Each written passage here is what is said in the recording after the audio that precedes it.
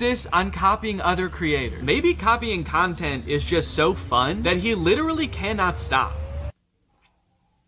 Well, I intend to find out.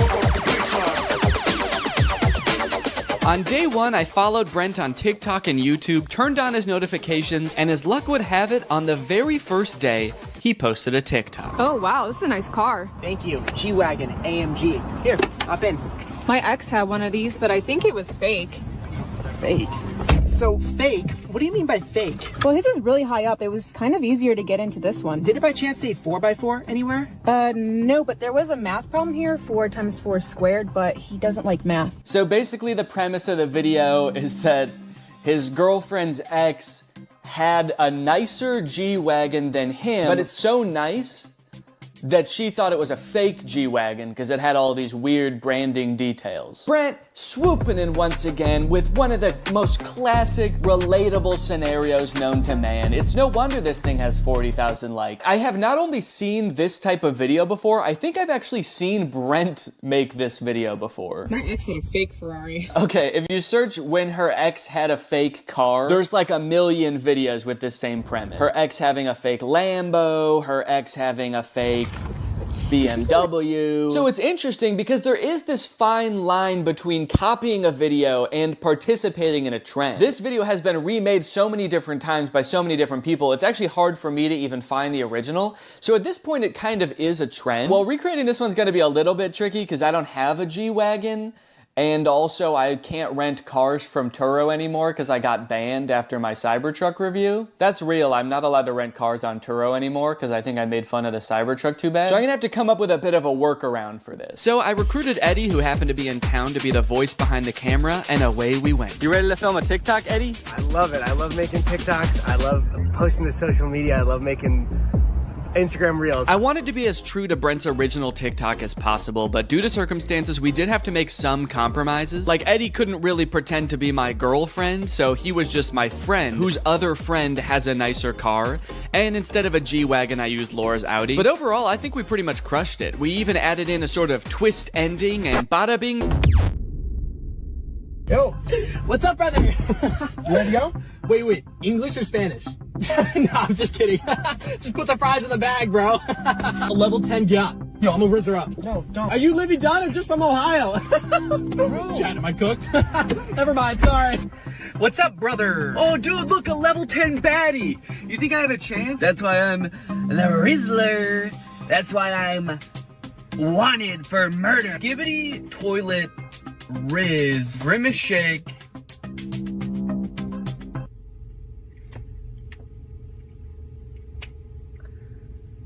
Okay, a couple days later, Brent has posted a second TikTok. I went and searched a bit on TikTok. I searched this caption, and I didn't find this exact TikTok anywhere, so this might be a Brent Rivera original. This is a bit of a trend, a person who speaks only in brain rot being like Gen Alpha TikTok slang. But I haven't seen any other in this exact format where it's two people talking in the car. So I'll give them credit where credit is due. They came up with an original idea. I will say, compared to the car TikTok that they just stole, this one is not doing as well. It has 50,000 views and only 5,000 likes.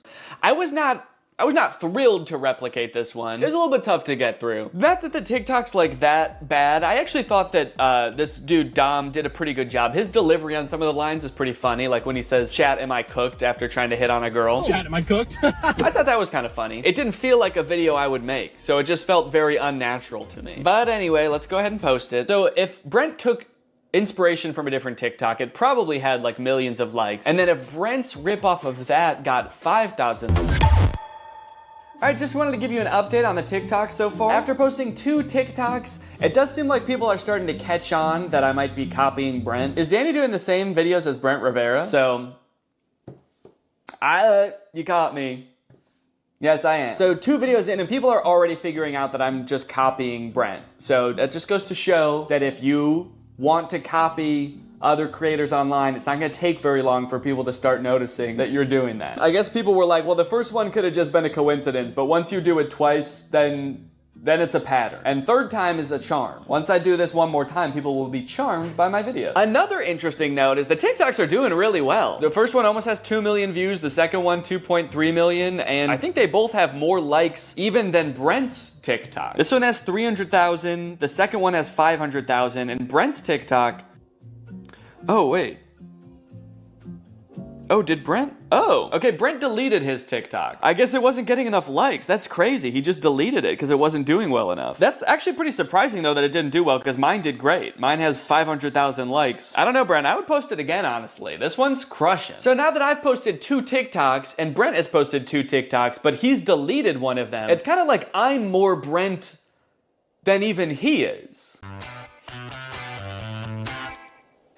And would you say that's a good thing? You know, I never thought it could be so cool to be just like Brent. In a way, my new content strategy was even better than his. It seems like so much work to scour the web to find content to steal, but all I have to do is just steal everything Brent makes. It feels like I've got some kind of cheat code, like those websites that let you see senator stock trades. The work has already been done. All that's left to do is profit. As a content creator, I put so much pressure on myself to be coming up with video ideas all the time, so it's nice to just kick back, relax, and let Brent do all the work for a change. Maybe I could keep this up for even more than a week.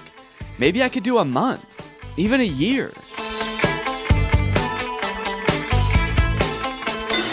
The day that I have been long dreading has finally arrived. Brent has posted a YouTube video. He actually posted it 4 days ago, but then the weekend came and I didn't want to work on it on the weekend, and then a couple more days passed, so he actually posted it a few days ago, but I'm gonna recreate it now. It's called I Exposed the World's Most Evil Babysitter. Today, I'm exposing the world's most evil babysitters. These babysitters are so evil, they're banned from literally every website. They're banned from Yelp? I can understand them being banned from specifically babysitter websites. Like, you shouldn't be able to book them through babysitter websites. But being banned from Yelp? That seems kind of counterproductive. I think we should keep them on Yelp if they're really that bad. I'm gonna be exposing the babysitters to their parents in hopes of getting them fired. They're going into these homes with the evil babysitters, and they're gonna expose how evil they are. That way the parents will fire the babysitter. You would think that being banned from every babysitter website would be enough for these parents. Like, I don't know why Brent needs to come in and prove it to them. Let's skip forward and see what kind of evil stuff this babysitter's gonna do. This review says she super glued a kid to the toilet because he wasn't doing his homework. Ow!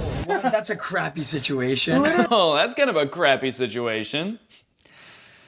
Child abuse. Yeah, that's not good. And things were bad right from the start. Can you believe these people? What am I getting honked at for?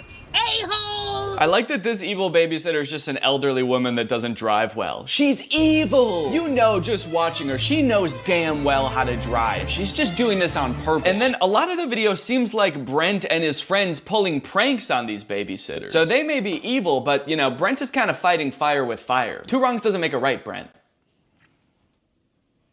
You all leave. Okay. Now! What is going on? You go stand in the corner. Why is my daughter in the corner? Okay, so they throw a fake party to get the babysitter mad at the kid so that the babysitter yells at the kid, and then they have the parents come back in after the party has left to be like, look, she's crazy. They had a party, a mariachi party. She's yelling at this girl for throwing a party. There's no party here. So it seems like in this one, they've basically framed the babysitter. So I'm gonna have to recreate this video, at least the title and thumbnail, but luckily when Brent copies a video on YouTube, he usually doesn't copy the actual video, he just copies the title and thumbnail. So I can kind of do the same thing. I can use the same title, same thumbnail, but then make the video itself kind of about whatever I want. So I thought about doing a commentary on the world's most evil real babysitters, but then I started to read up on it, and it was way too depressing for a comedy video. I don't know if you guys have ever heard of this crazy website called The News, but there's some crazy stuff on it. Anyway, I found this YouTube channel called Generation Hope that basically makes low-budget Darman style videos, and they had one about an evil babysitter, so I got to work filming a video about that. Then I took a picture of myself for the thumbnail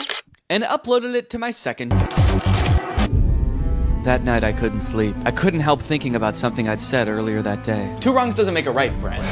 I thought by stealing content I could have some fun, grow my following, and most importantly, to be honest, kind of give Brent a taste of his own medicine a little bit, but Is it worth it? That night, Brent posted 2 more TikToks that I was supposed to steal tomorrow. Both stolen from other creators, and sure, if I stole them, it could be really awesome, and I could get a ton of views. But the TikToks are so similar to the original that I wouldn't just be stealing from Brent. I'd be stealing from the person he's stealing from, too. Would I be giving Brent a taste of his own medicine? Or would I be giving the original creator a second taste of Brent's medicine? I've already gained 50,000 followers from the 2 TikToks I've posted. Stolen TikToks. What am I gonna do? What am I gonna do? Alright, I do have to recreate these 2 final TikToks in order to complete the challenge. But I need to do so in a way that doesn't affect the original creators. So, I'm gonna recreate the TikToks, I'm gonna edit them together, and then I'm just not gonna post them. There we go, perfect. Okay, so this video is called POV Your Older Sibling is Being Nice. And nice is in quotes, so it's a bunch of scenes where Brent is acting nice. He's giving his sister the last ice cream bar, he's giving her money, but he's doing it in a classic older sibling way, where he's basically being kind of mean about it. There's only one left. Here, have it. Really? Yeah, take it. Why? Take it! Jeez. Hey, Lexi, got you a coffee. Wait, what? You got me coffee? Yeah. Wait, did you get me a straw? Oh, yeah, here.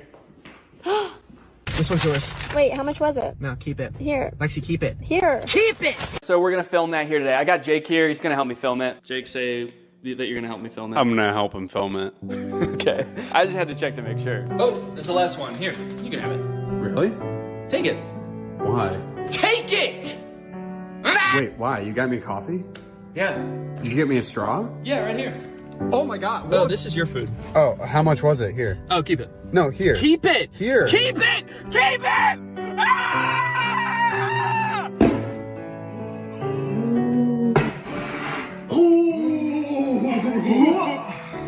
You missed.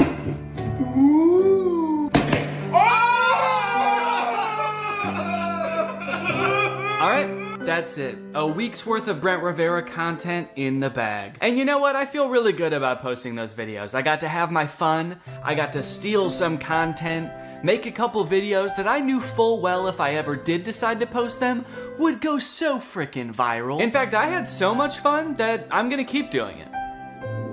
Forever. Every time Brent posts anything online from now until forever, I am going to recreate it word for word, shot for shot, and then I'm just gonna hold on to it. So Brent, next time you steal some content, just remember, bro, I'm gonna be in my own house by myself, stealing it too. So if you're ever feeling alone, just remember that.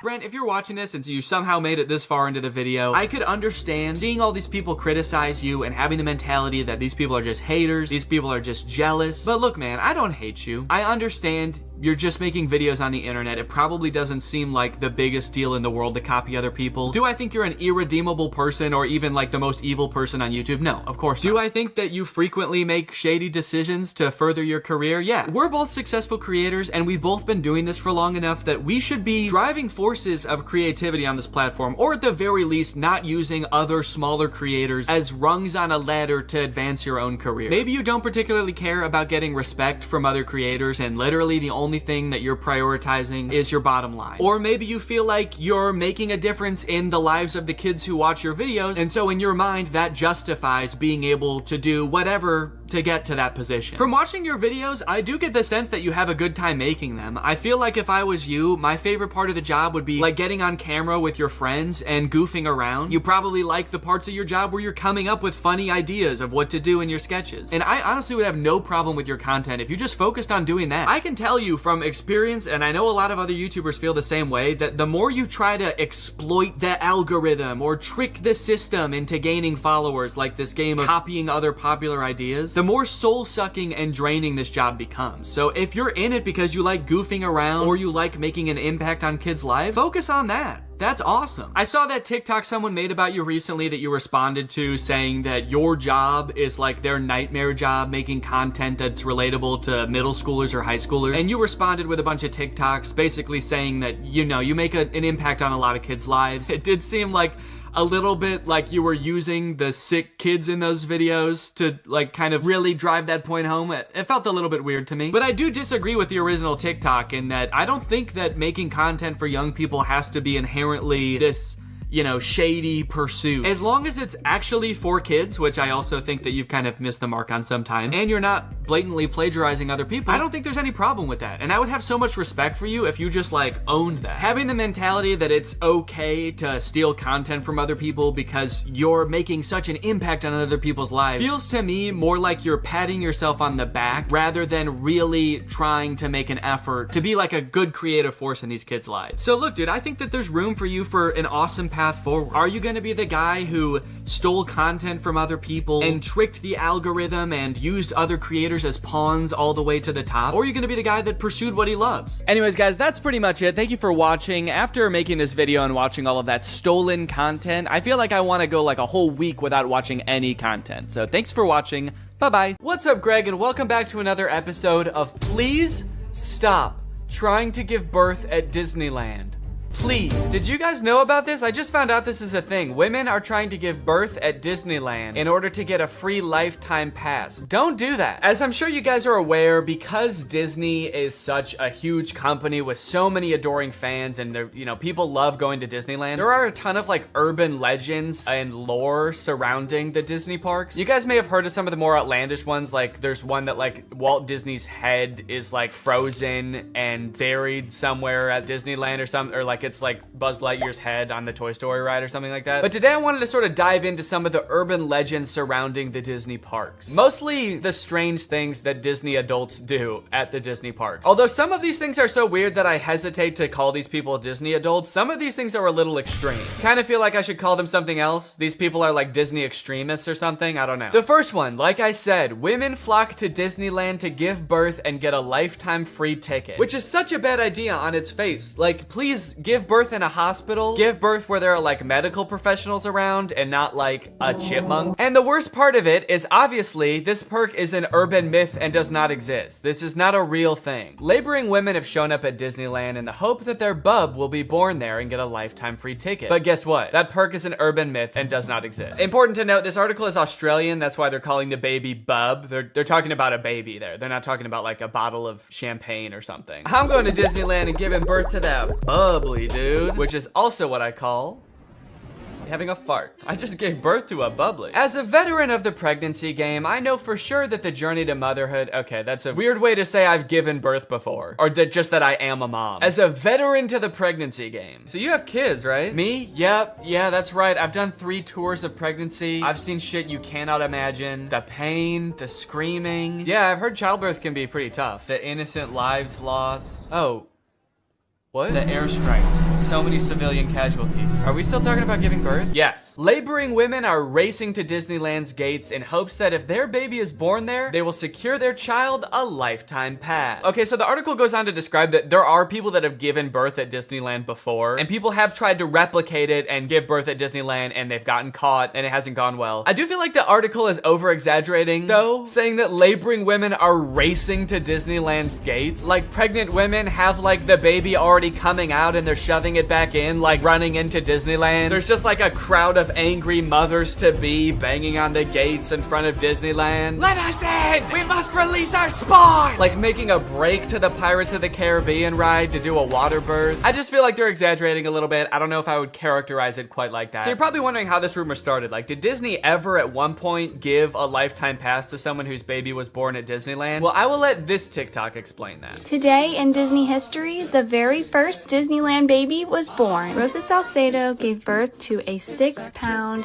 10-ounce baby girl on a bench on Main Street, USA, right outside of the Plaza Inn. Can you imagine visiting Disneyland as a family of 2 and coming out as a family of 3? Yeah, I can actually. But not because I'm gonna give birth. I'm gonna kidnap Donald Duck. You're my child now, Donald. The perfect happy family of 3. Husband, wife, and my uncle Donald Duck, who I've been holding at gunpoint for the past 16 years. There have been 4 babies born at Disneyland, and all of them have been girls, but only one has their own Disneyland birth certificate. So that might not have sounded significant, but that's actually how the rumor started. The first baby that was born there, Teresa, got a birth certificate that was just like a Disney birth certificate that says like, this is the first baby to ever be born at Disneyland. And I guess like word got out that this baby got some kind of special certificate, and then people just started assuming like, oh, that's a lifetime pass. That baby got a lifetime pass. And from that moment on, has just been a rumor that if you give birth at Disneyland, your baby gets a lifetime free pass. So honestly, if you're like that big of a Disney fan and you do this, you don't even get a lifetime pass. You still have to pay to go to Disneyland. It's just your baby that gets in for free. And I kind of feel like babies get in for free to Disneyland anyway. Is that true? Children under the age of 3 get in free to all 4 theme parks and 2 water parks at Disney World. There you go. You want your kid to get in free to Disneyland? A better conspiracy would be just pretend they're 3 years old for their entire life. That shit could actually work. The article goes on to talk about a time where someone has tried to sneak in to give birth at Disneyland and they hid in the bathroom while going into labor until I guess employees had to like assure her that her baby would not be getting a lifetime pass, and then she was like, oh, okay, fine, then I'll just go to the hospital. Once they assured her that she would not be receiving a lifetime passport, she came out and accepted the ambulance ride to Western Medical Center where her baby was born shortly thereafter. I don't know about you guys, but it kind of sounds like she failed the test. If you know anything about Disneyland, you know how well the cast members there, all of the employees, all the staff, all the people in costumes are trained to like respond to every circumstance. It sounds like you just entered the giving birth at Disneyland experience, and honestly, you didn't make it to the end where you get the prize. It also says that this discussion board, The Laughing Place, has some hilarious forum chats about this topic. So I guess other people have been like sharing stories about this happening on this forum, but when I clicked on it, it turns out that it doesn't exist anymore, which kind of sucks because I wanted to find out more times that this has happened, but honestly, it is probably for the best. Kind of sounds like they were talking about some pretty sick shit in there. You think you're gonna go to a Disney forum and see people talking about like, my favorite movie's Coco, but instead you see people talking about like, I'm gonna give birth inside of Pluto's house. I'm gonna go to Disneyland and get fucked by Goofy, and then Goofy's gonna be the father of my child, and I'm gonna give birth on It's a Small World. And I'm gonna make Elmer Fudd cut the umbilical cord. Is Elmer Fudd a Disney character? I actually don't think he is. But he's gonna be there anyway. And then me and my freak mutant, half goofy, half human child will both get lifetime passes. Free pass for life for my little freak. Passes or not, being born in Disneyland is a pretty cool claim.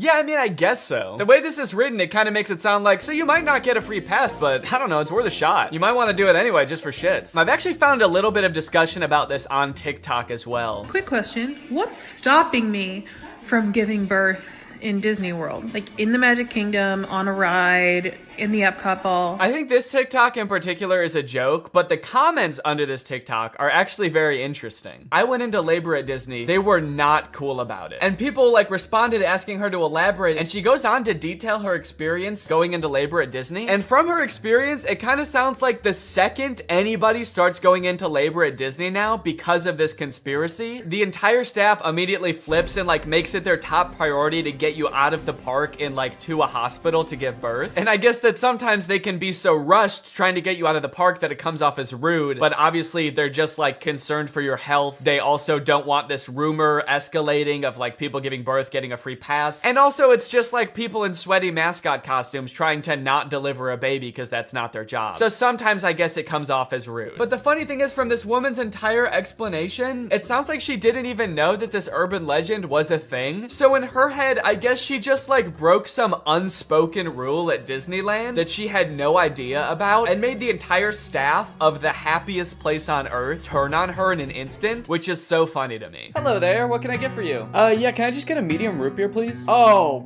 great. Oh, great, another guy here to put his balls in the root beer. What? Hey everybody, this guy right here is about to pull out his big fat balls in front of everyone, in front of a bunch of children, and put his balls in a glass of root beer. Why would I do that? Don't play dumb. I'm not playing dumb. I am dumb in this situation. You've clearly heard that if you put your stupid fat balls— why do you keep calling them fat— in the root beer at Disneyland, you get to spend the night with Minnie Mouse. Oh, what the fuck? No, I just wanted some root beer. Is that true? No, it's an urban legend. But no matter how many times we tell people it's not true, we still get perverts like you coming to Disneyland, ordering root beer just so they can put their stupid— don't call them fat balls in it. Oh, come on, man, don't cry.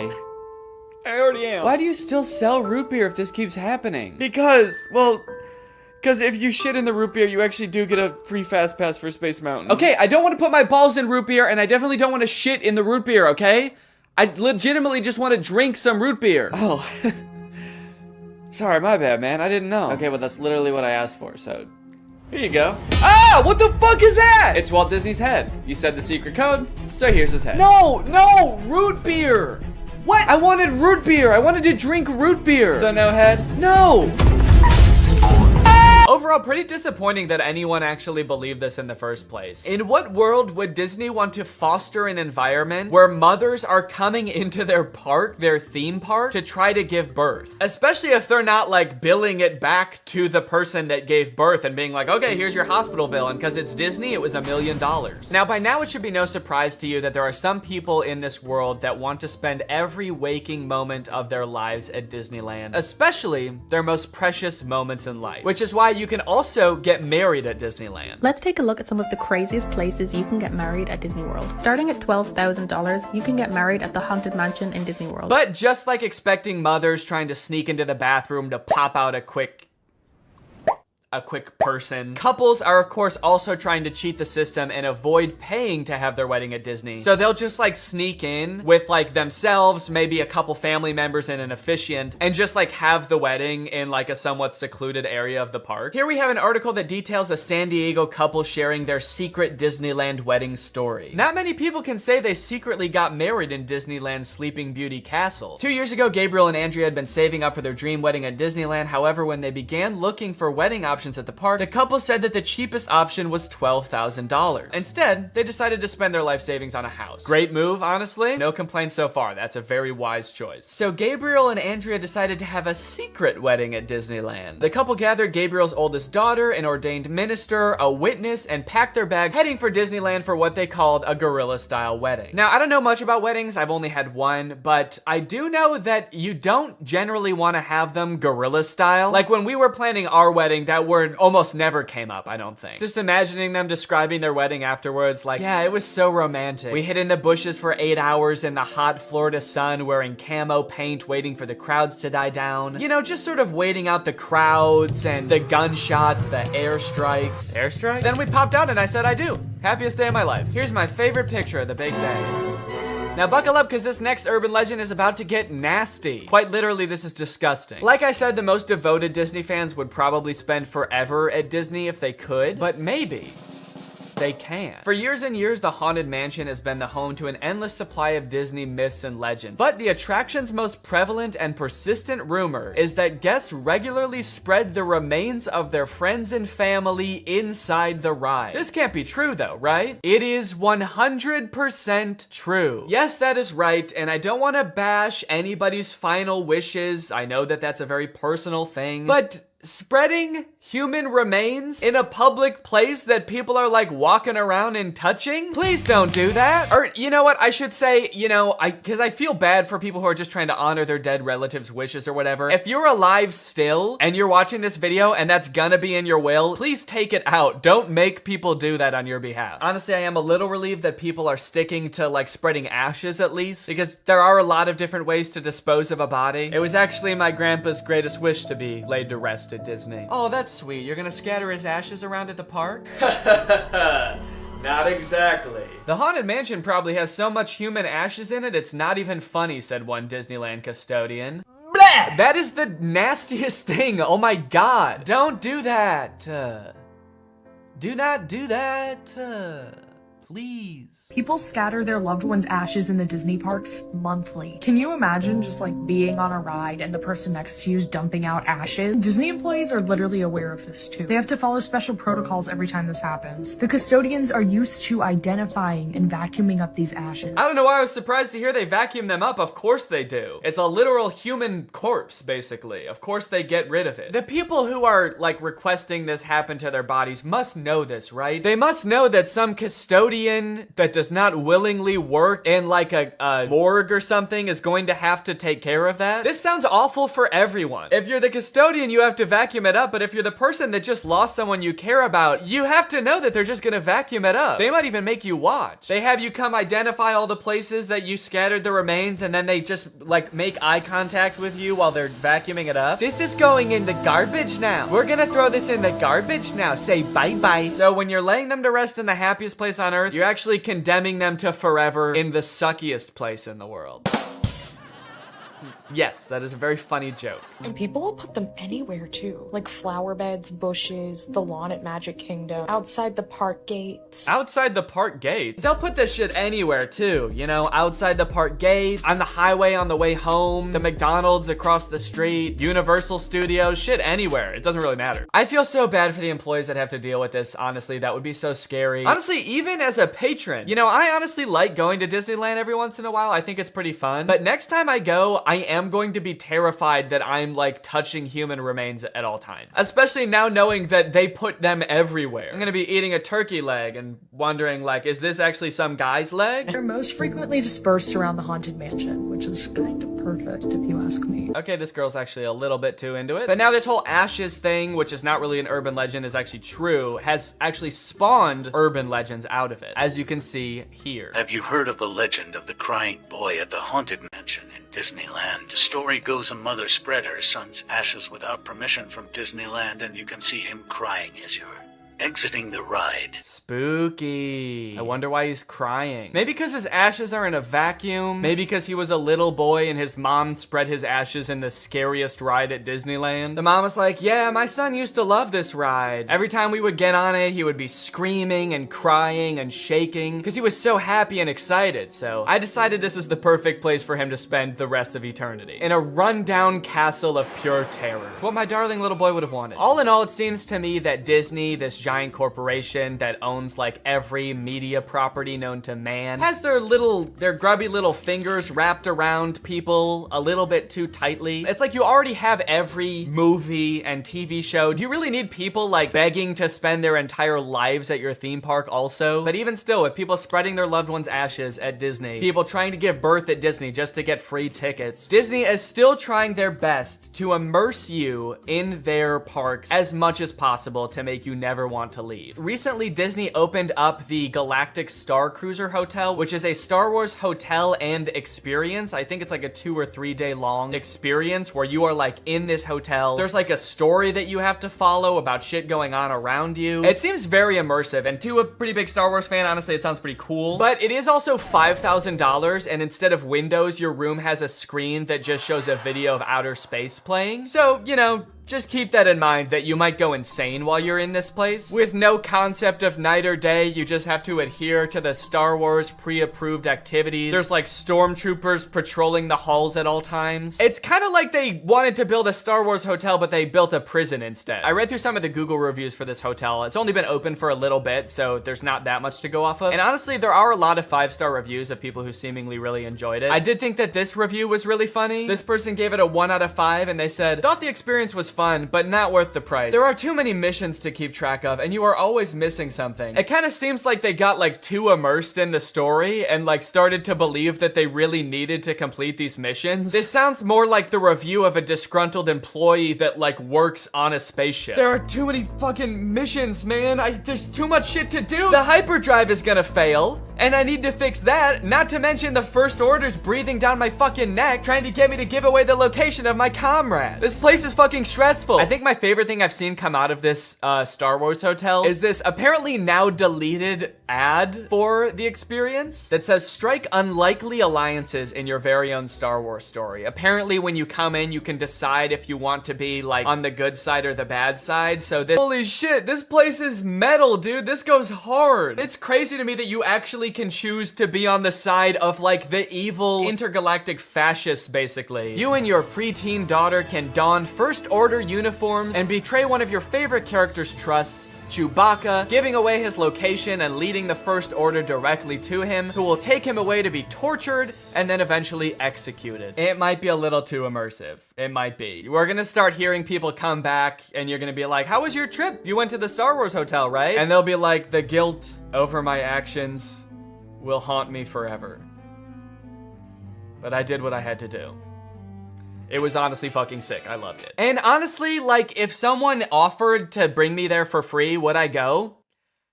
Yes, I probably would. Yeah, honestly, I would like to go 100%. I would like to go. And as if living in an intergalactic prison day-to-day life is curated by Disney. Oh gosh. I feel like we have so much chemistry together. Me too. This has been great. This date was a lot of fun. I I really haven't connected with anyone like this in a long time. Fantastic. How likely would you be to recommend this experience to a friend? What? On a scale from 1 to 10, how would you rate my performance? Performance? I thought you were just like genuinely interested in me, like romantically. Oh, perfect. So a 10 then? I really opened up to you. And you opened up to me. That's all just part of the story living experience. It's Disney magic. So that whole story you told me about how sad you were that you had to release your pet into the wild because it had grown to be wild. That was the plot of The Fox and the Hound. What the fuck is wrong with you? Thank you for riding Disney's Love Connection. Please make sure you pick up all your belongings as you exit the ride. Are you an animatronic? Please do not try to fuck any of the animatronics. Are you all animatronic? Have a lovely day here at Am I the only person that lives here? Anyway, that's the end of the video. It's time to talk about our sponsor. What's up? It's me, a hacker, and I'm so excited to steal your data because you don't have today's sponsor, ExpressVPN. You see, sending data over an unencrypted network is a lot like sending a postcard. There's no envelope to cover up your info and protect your sacred message. So any old creep with a little bit of basic computer knowledge and a little bit of free time can come along and check out all of your private information. I'm talking passwords, financial details, hell, emails. I'm gonna look at all of it. I'm doing it right now. Hey guys, I was just kidding. It's just me, Danny. Well, I wasn't kidding about most of it actually. Just the part about me being a hacker, but the rest of it is true. Oh, there's not enough light on my face now. Can I just sort of illuminate my face with this?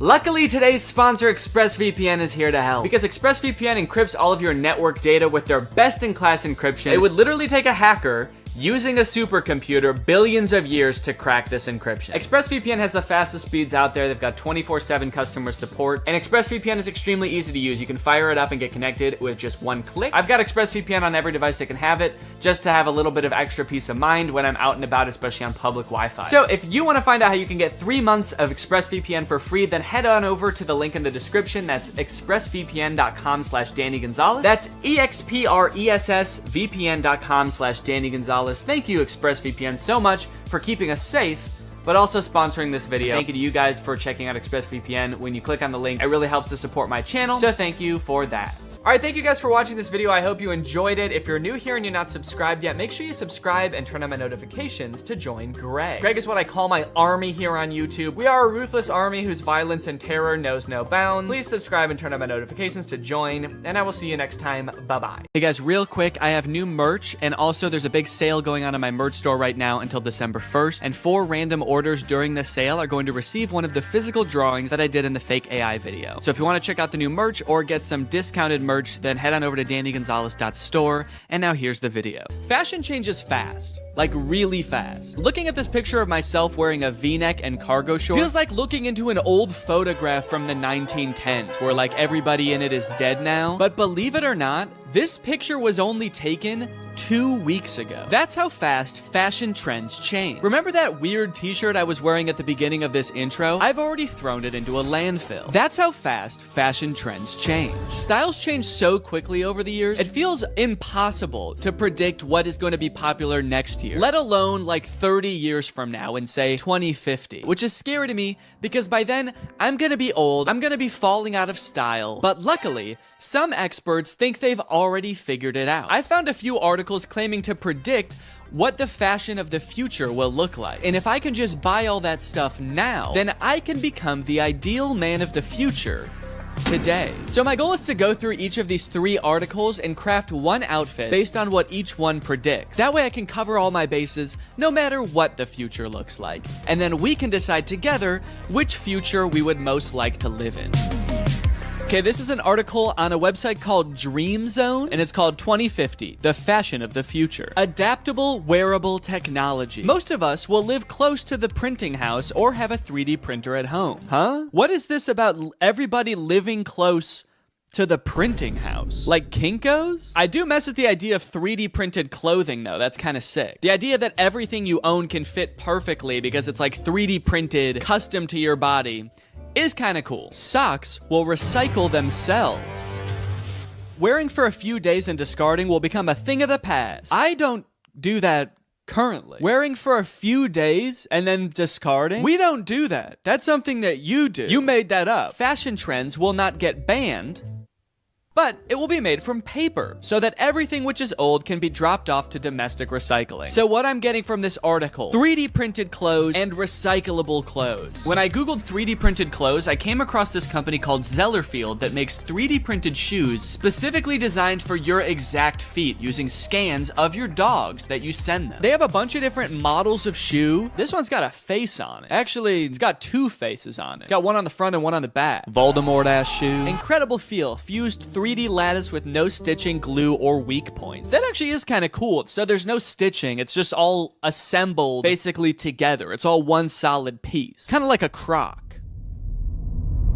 Are these just Crocs? Easy to clean, breathable, machine washable, and odor resistant. It's breathable? It looks like a big solid chunk of rubber. I don't know what the consistency of this shoe is gonna be, but I guess there's only one way to find out. The process of scanning my feet was a little bit different than I anticipated. I wasn't so much scanning my feet, so much as taking one very specific picture of both my feet next to a piece of computer paper. To find some more kind of eco-friendly clothes like this article was talking about, I Googled clothes of the future and found this company Volbat. They make a shirt called the wooden t-shirt. This is the first t-shirt to be built from wood and colored with wood. Now it looks like a pretty normal shirt, so I guess they figured out some kind of way to make fabric out of wood, which is pretty cool. Unless this is all like an illusion and this really is just carved out of wood. I guess he's not moving that much in these pictures. What if it is just like a stiff board of wood and it actually doesn't have a back either, so you just put it on like a chest plate. So I'm gonna order a medium wooden shirt. Lastly, I found some compostable underwear. These are just boxers made out of 100% cotton, which means that if you put them in a composter, they will turn back into dirt. Made by nature and designed to return to nature in 90 days. You can soil them and turn them into soil. Add to cart. This article, What Will Fashion Be Like 20 Years From Now, is from the BBC, and it introduced me to a pretty interesting concept. The project hints at a future where we will all be able to download content to our clothing viewable through AR glasses and present ourselves differently to everyone around us. So the clothes of the future could be no clothes at all. We're all just wearing like AR glasses, and that's projecting the clothes onto us. I guess this would cut down on clothes waste. A ton of clothing every year is thrown into landfills, but if all the new stylish clothes was digital, there really wouldn't be as much waste. That is, if you don't take into account the AR glasses that we're all going to be wearing, and how a new one will probably come out like every 6 months that have electronic components in them, and then those will be the things ending up in landfills. And also, we do still have to wear some clothes. Right? Or is the future just gonna be like people walking around looking like Fortnite characters in our AR glasses, but in reality, they're just naked? The most interesting part about this is that I actually found a company that offers this service already. It's called DressX. I actually found it because Sophia Nygaard made an entire video where she dressed up in outfits from this service for a week, and it's super interesting. You can buy clothes, digital clothes, from this website, and then you can try them on virtually. I guess you upload an image of yourself that you want to be wearing the outfit, and then you pay $20 for them to basically Photoshop you into the outfit. And it looks a little bit realistic. Yo, look at this, the Neo suit. I feel like when I upload this, they have to decide how big my ass is. Okay, I'm actually kind of liking these, dude. Whoa, look how big that hat is. Dude, that's crazy. Maybe I want to go with this one. It's $100 for this whole outfit, which could be worth it, depending on how it turns out. Yeah, I'm gonna go with this one. This article is called Fashion Trend Predictions. What will clothes look like in 100 years? Fashion in the future might be entirely different to anything we can predict. Okay, so they're basically starting off by being like, we have no clue. Everything in this article is probably wrong. Formulated after the sleek form of smartphones and other tech devices, the fashion industry may be heading towards the use of futuristic looking clothing. Okay, so our fashion in the future will be based on smartphones, which are something that we have today and probably like won't have in the same form 100 years in the future. Also, that sounds terrible. I don't want to dress like my phone. I'm all metal and gray. I have a giant speaker right here and a giant microphone down there. Okay, this one also says clothing designed for VR glasses. So I'm thinking VR glasses are gonna be a big thing in the future as well. So maybe I should incorporate that into this outfit too. I mean, I guess glasses with like a camera on them does kind of correspond to the whole smartphone theme. The use of artificial intelligence in the fashion industry may end up having the ability for clothing to change colors, temperature, and size. Wait, doesn't that already exist? I swear I've bought a shirt from like a gift shop on vacation vacation before that changed colors if I was in the sun. Okay, so for this version of the future, here's what I found. Some augmented reality sunglasses. I didn't even know technology was this far, first of all. AR technology? They can just make them in sunglasses now? You can just sit down with your sunglasses and be in front of a giant theater screen. Why does this feel like this is a scam or something? It has 1,500 ratings and it has good reviews. So I'm gonna get them, honestly. I'm honestly kind of just curious and I want to try them. Next up, remember how I said giant speaker right here? Giant speaker right here. This is a Bluetooth hat. Plays music out of it. It's only $15. It's incredible. And then I don't know, like a color changing shirt, but maybe I can get some kind of like metallic pants or something to go along with it. And that'll kind of complete the look. With 3 futuristic outfits chosen, it was time to start testing them to see which future I would most like to live in. Here we go. This is the hat. Warning, to avoid danger of suffocation, please keep this bag away from babies and children. When you take the hat out of the bag, there should also be a warning. It should be like, now don't use this hat near anyone else. Don't use this in public around any other people. It's gonna weird them out. It's also gonna be super annoying. My initial impression of a lot of these products was not great. Connected. Yes. Sound quality did not sound good, guys. I have to say that does not bode well for the test of this. The color changing shirt was super confusing. My hot breath would make it change colors, but when I would put my hot hand on it for like a minute straight, it wouldn't. What the hell? Barely changed color at all. How hot is my breath that did it and nothing else does? Oh, yeah, okay, so this is the robot onesie that I ordered. Onesie? Is that the right word? Like, that's the word for a baby outfit that's all one thing. Is that like that for people too? Or like adults? People. I know it's like that for babies, but what about like humans? Human beings. But what I'm most interested in trying is these AR glasses. So let's get the whole outfit on and see how they work. Ah, whoa! Holy shit. Oh my god. Whoa, that's actually kind of cool. So my whole laptop screen is like suddenly appeared in my glasses. No matter where I look now I just see my laptop screen. You can fully see it on the camera. You can't see your eyes anymore. You just see my laptop screen. Of your laptop screen. Wait, that gives me an idea. Hold on. So you can see perfectly what's on my screen? Yeah. Interesting. Okay. How do I look? I didn't realize when I bought these that it seems like you have to have them plugged into your laptop or phone in order to use them. So it's not like you can just be walking around watching the new Mr. Beast video as you walk down the street. You have to be carrying a laptop with you too. But I do think that there is a real use case for this outfit. With all this potential for stimulation strapped to my body, I can become like a permanent iPad baby. So I turned on a food theory video, I started blasting some futuristic music out of my hat, and started playing some stimulating videos of kinetic sand on my glasses. Okay. Oh, this is crazy. The image of the kinetic sand is way bigger than the TV. So there's like a one TV with mat pad on it, and then a way bigger translucent TV with kinetic sand playing. I can't really imagine a use case for these glasses. It's pretty awful, actually. So much stimulation that everywhere I look, all I see is kinetic sand being cut. And it's also kind of making me nauseous. So I think I'm gonna go get some water. Luckily, today's video is sponsored by Aira, which is a great and unique way to meet your daily water requirements. You see, guys, while you just fill up your Aira with regular old tap water that your government provides for you, when you put on a scent pod and you activate it like so, pop it right into place, suddenly the water has taste to it. And I'm talking good taste. This scent pod I got on here is raspberry lemon. So when I drink through my Aira, air travels into the scent pod, out through the nozzle, and into my mouth, creating a flavor experience like I'm actually drinking something flavored like raspberry lemon. But it's not actually adding any chemicals to the water. I like this because I like drinking a lot of water, but sometimes water can be a little bit boring. I want to spice it up with a little bit of flavor, but I don't like adding in chemicals, sweeteners, artificial sweeteners to my drink. This doesn't add in anything, it just adds in scent. It's science, and it just seems like you're tasting raspberry lemon, which is a pretty good flavor. And guys, it's the season of giving, so what better time to give a family member or a loved one a gift with taste? Which is why, Jake, actually, I have a surprise for you. What? For doing such a good job filming this video right now, I got you this. Oh my god! And there's actually an air up in here too, it's not just the box. So there you go. And I also got you your favorite flavor, cherry, to go along with it. Oh my god, that's my favorite flavor to go along with it. That's what I just said. Yeah, sorry.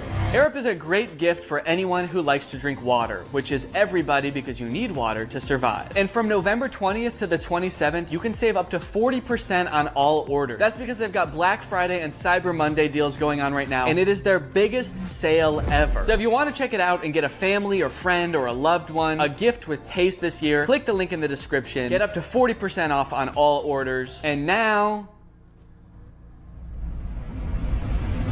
so I was just watching more videos about Arup on here. So cool. Thanks to Arup for sponsoring this video. Now back to the video.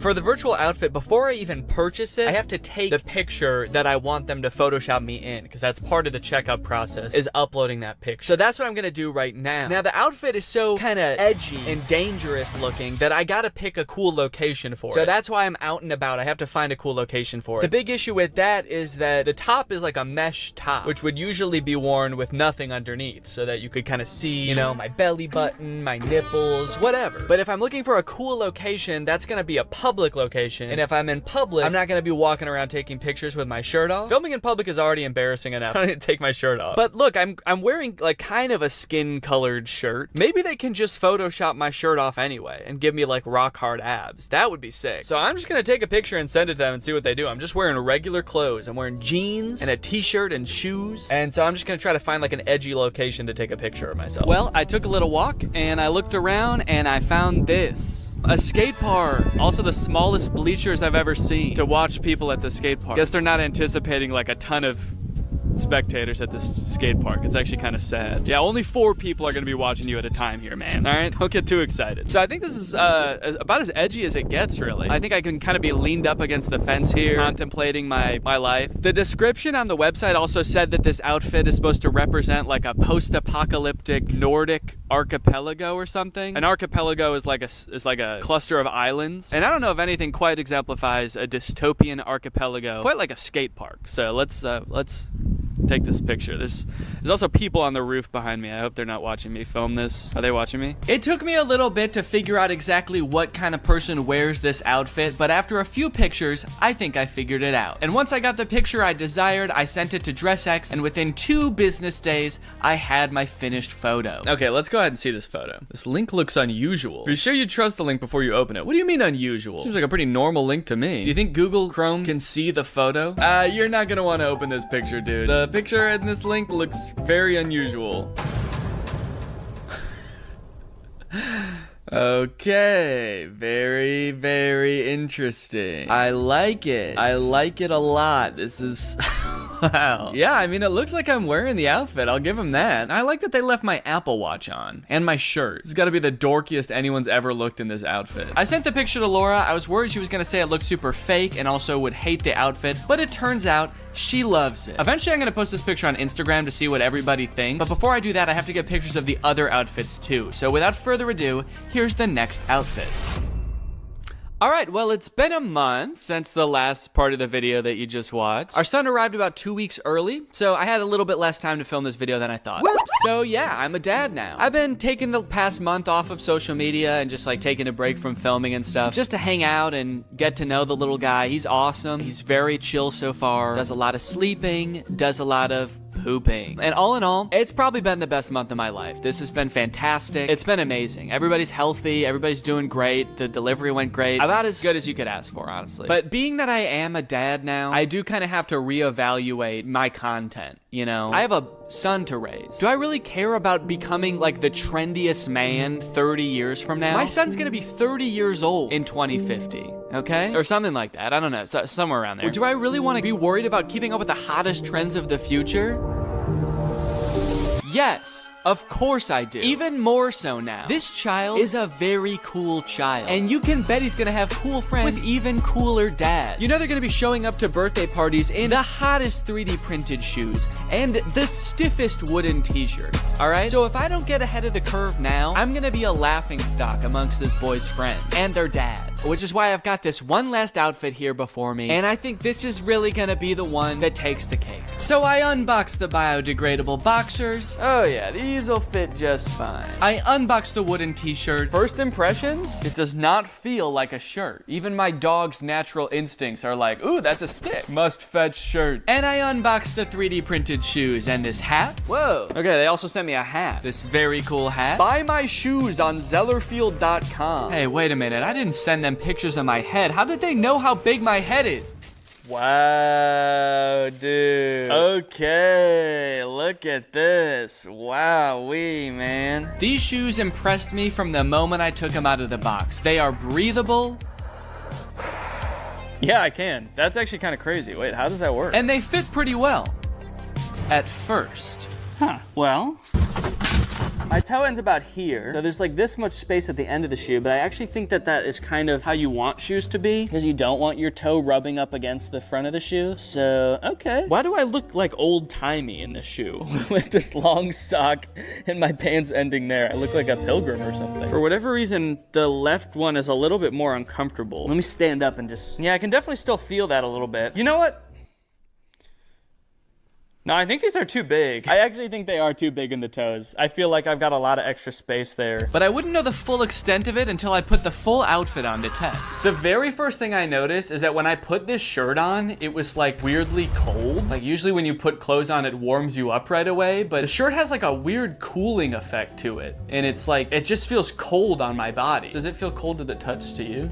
Yeah. Yeah, it's like frigid. Is wood supposed to be cold? I guess it does kind of feel the same temperature as this door. Take that as you will, I suppose. The shirt is very stretchy. It's this weird combination of stretchy and stiff, which doesn't sound like would be possible, those two things together, but it is kind of stiff and like starchy, I guess I would say. It's kind of just like crispy. Wait, why is it white there? Does this shirt change color too? Or did I just fuck it up somehow? The shoes, now I gotta be honest, I don't really feel like they fit that good. As I step, it kind of feels like my heel could come right out of the back of the heel a little bit. I mean, you can for sure see that there's a good amount of space there. I'm worrying a little bit more every day about what they did with those pictures of my feet, if not make shoes that fit properly. They're like, sick, something we can jerk off to when we make this guy's shoes. The boxers are pretty comfortable, I will say. I put them on, I was like, I'm gonna wear these again. Rest assured, they are on. If you were to plant me in a pot of soil for 90 days, let's just say I wouldn't be wearing underwear anymore. And I'd also be very cold and wet. I decided to do a little bit of light jogging to see how the shoes would feel in action.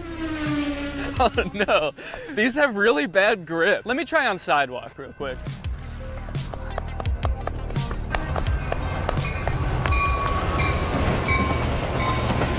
Sorry. Let me see if I can race it. There's not a lot of grip on the bottom of these shoes, so when I was running on this gravel path, I kind of felt like I was like a cartoon character that like starts running for a little bit before they actually start moving. I will say that the issues with the fit are still ringing true. These feel very loose, especially on the heel, which when you're running is not what you want. They look like clogs. They look like old wooden Dutch clogs that they would wear in the old days. It looks like someone painted them blue, honestly, and put a face on them for some reason. Shirt hasn't gotten any warmer. It is cold outside. It's only 50 degrees out right now, so, you know, I guess I didn't expect it really to warm up, but it's cold to the touch. Like every time I touch the sides of my body with my arms, I'm like, ugh. And that's no way. You shouldn't feel like that when you touch your own body. Boxers still feel good, honestly. If I shit myself right now, I'd have no problems taking them off and just planting them right there. Maybe come back in 20 years and see a beautiful oak tree in its place. That joke's only funny if you know that I eat a lot of oak seeds. Yeah, I guess that's really all there is to this outfit. So guess I'm gonna go hit the dusty trail. To get a definitive answer as to which outfit is the best futuristic outfit, I decided to post each of them on Instagram and let my audience decide. This is gonna be such a weird thing to post right now. As of right now, I haven't posted anything since our son was born, so I've just posted that we had a baby, and then the next post is like me like, ah, in the scariest outfit you've ever seen. Yeah, maybe I should just caption it something really ominous, like things have changed. Rate my fits, and then maybe some kind of little fashion emoji. The hell? Why are these the emojis that come up when you search fashion? It's a scroll and 2 fountain pens. Hello? Okay, it's been about 20 hours since I posted the pictures. Let's go ahead and see what people think about the future of fashion. Hat's not wide enough. Thank you for that, Drew. Whoa, okay, I'm actually getting a decent amount of positive responses. Love the pants, so cute, yes, cool. First one goes hard. First one is so fire. It seems like most people are talking about the first outfit. Dude became the Hat Man. Whoa. Wow, I didn't even think about that. I do kind of look like the Hat Man. You guys know that mythical sleep paralysis demon, the Hat Man? Dude, I've always wanted to be the Hat Man. This is awesome. I can't wait to start appearing in people's dreams like this. This is gonna be so cool. This is the only comment I've seen so far wondering if the first outfit is fake. Is that Dress X I see? So this person knows that Dress X exists and they think this might be a Dress X outfit. Good eyes. This person must study the Dress X catalog religiously. The robot leggings are a 6 out of 10, the hat and heels 8. All right, guys, well, I think my intuitions might have been right. I was kind of feeling like the virtual clothes would be the way of the future, and it looks like I was right. From now on, I'm only gonna be wearing virtual clothes.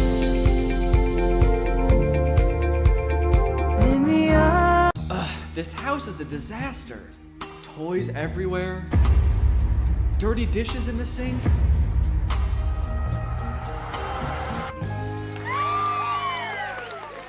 Whoa, who are you? I'm Neo, a robot designed to help you get more chores done than ever before. With my patented soft, lovable body and state-of-the-art robot innards, gross, I can handle any task, from loading the dishwasher to cleaning up your son's toys. Oh, those are my toys.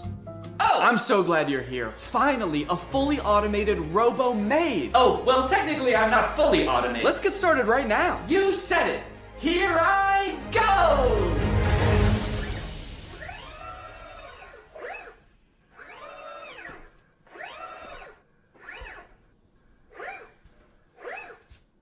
Okay, are you good then? I'm fine! Okay, I'm just gonna get to work on a video then. Splendid! I'll just be up here working in a tremendous amount of pain! What's up, Greg? Today I want to talk about a topic that has been fascinating me for years. The progress of humanoid robots for the home. On the surface, this seems like maybe one of the best use cases for AI. A future where none of us have to do chores anymore. There's just some little metal freak who lives in your house and gets off on doing them. A few years ago, we could barely get robots to stand up straight, and even when they did, they looked creepy as hell. Do you guys remember Sophia? She was that scary-ass robot that was going on like talk shows 7 years ago to show off her state-of-the-art realism. This video of her on Jimmy Fallon got 25 million views.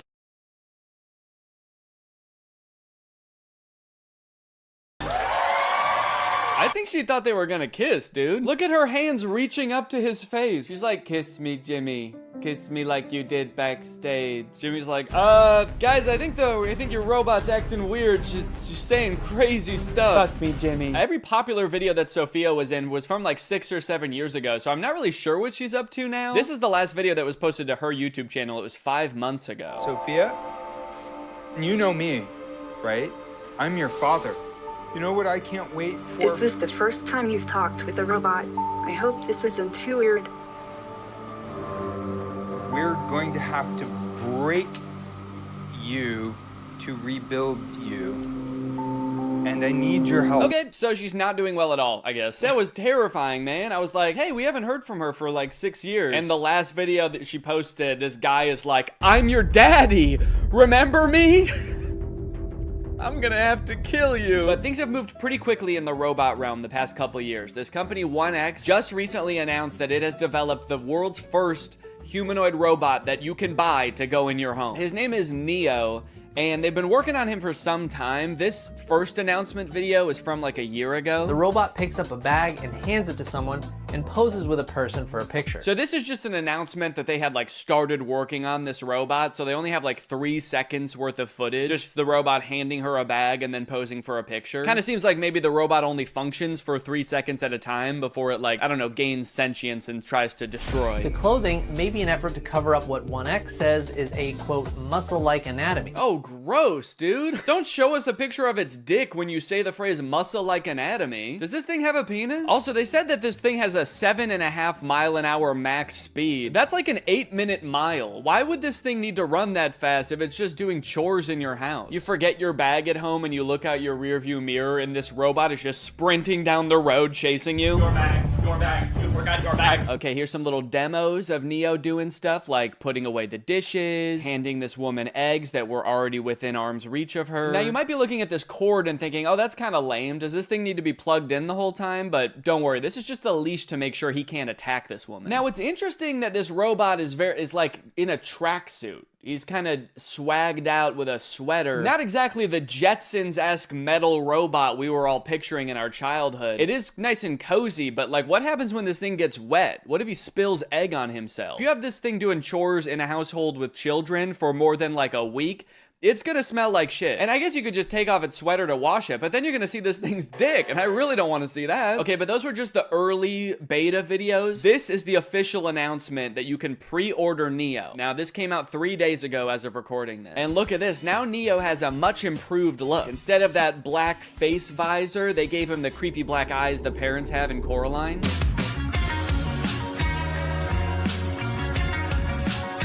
They're doing this kind of creepy thing by shooting some of the video in what looks like 8mm film. Give it this kind of nostalgic look, almost like Neo's here, but he's always been here. Neo's always been a part of the family.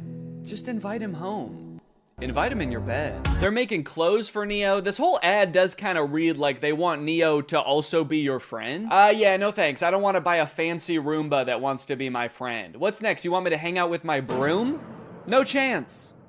He's a coward. I grew up reading these beautiful books and watching these beautiful sci-fi movies where the future was all about how we as humans, we really focus on the things that matter to us. Yeah, I feel like in all of those sci-fi movies that have robots, they are about the robots turning evil. I think really what he should have said is, I grew up watching the first 5 minutes of every sci-fi movie. Neo's hardware comes packed with features like human-level dexterity and a 55-pound carrying capacity. Okay, wait, 5'6", 60 pounds? These are my stats too, that's crazy. 4-hour battery life, soft body? He's just like me for real. Ugh, that is a weird box. Kind of looks more like a cocoon or an egg. So you're gonna wanna make sure when this thing hatches that you are the first thing it sees. That way it knows that you're its mom. It might ask you to feed it worms out of your mouth. You can ignore that. It doesn't need them.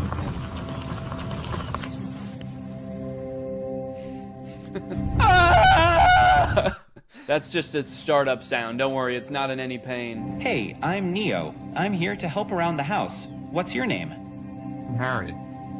Nice to meet you, Harry. Why is he so close to his face? I mean, Harry. I don't like how close Harry is to the robot's face. I'm Harry.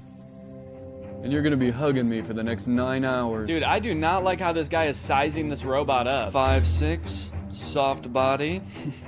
You'll do just fine.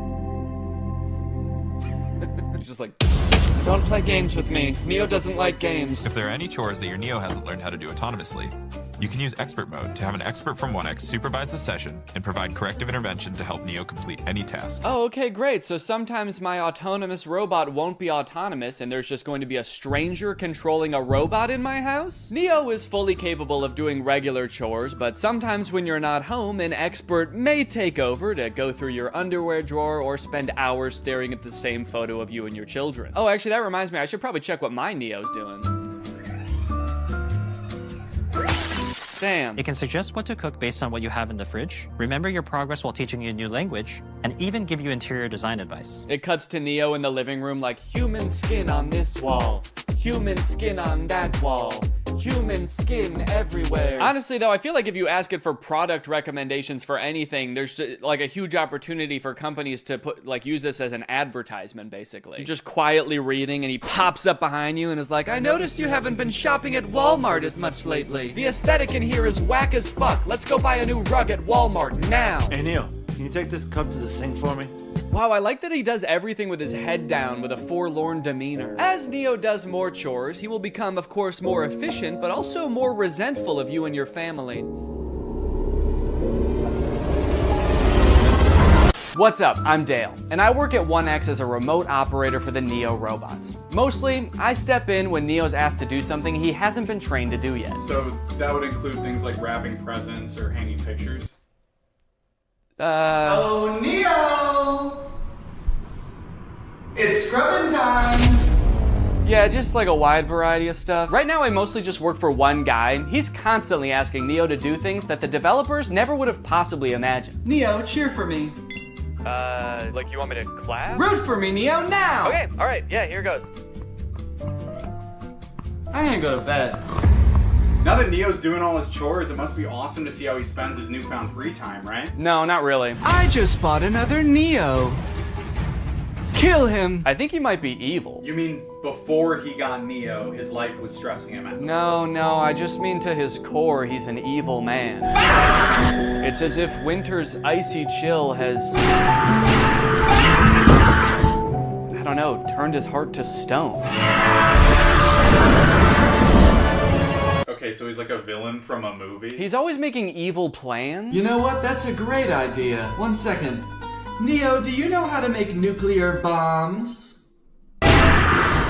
Now, one interesting question I've seen posed a lot when people are talking about humanoid robots for the home: does a robot even need to look like a human to be able to do tasks around your house? Like Roombas, for example, are vacuums. Like, they just made the vacuum into a robot. They didn't need to make a human to hold a vacuum. And I think if we kind of expand our idea of what a robot can look like, you can actually make a more useful one. I saw this video a couple days ago of a robot that's meant to care for elderly and disabled people. The title of the video does say that this robot can solve the elderly care problem, which does have a bit of a sinister undertone to it, but I think it was designed with good intentions.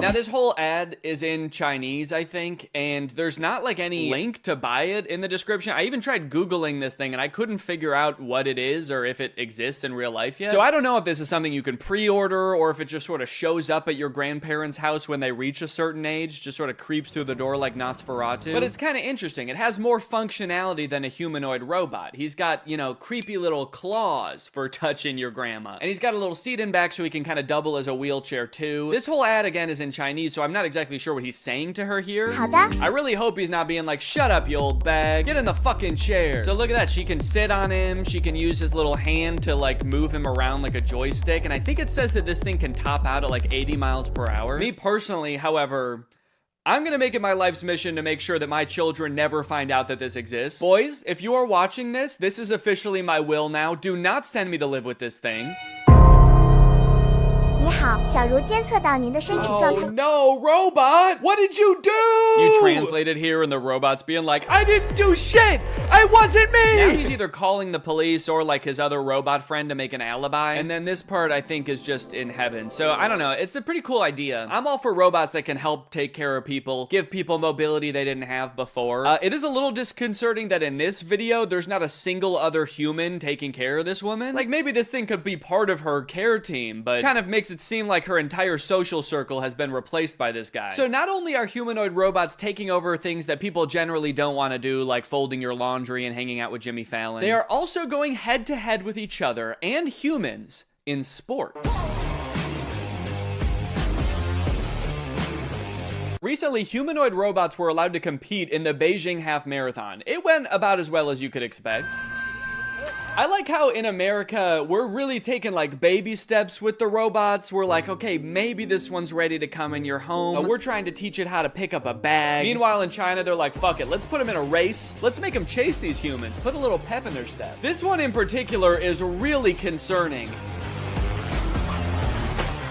I don't know if you can tell, it just has drone propellers on it. And unlike most of the other operators, she doesn't have like a remote control. She's got 2 ropes, like she's controlling a horse and buggy. And this thing is totally unwieldy. I mean, she has lost all control over it. Imagine you're a human who's been training for months for the half marathon, and you all of a sudden behind you, you hear the sound of propellers. You look behind you and this terrifying monster is careening towards you. Its handler's like, look out, I don't have control. Now, from this article, I found out a lot of the robots didn't even finish, but the fastest robots that finished did actually beat some humans with a time of like 2 hours and 40 minutes. Ellen Fern, a robotics professor at Oregon State University, tells Wired that researchers who build these robots typically focus on trying to get them to complete tasks and respond differently in a diverse range of different environments, rather than run as fast as possible. Yeah, I would say all of them except for this thing. I don't know if this thing is really meant to handle a wide range of environments. I don't know if after this thing crashed, they were like, well, it's okay if it's not that good at running. Really, this thing's just meant to care for elderly people. So now, if you like the concept of robots becoming extremely physically fit and being able to best humans in athletic abilities,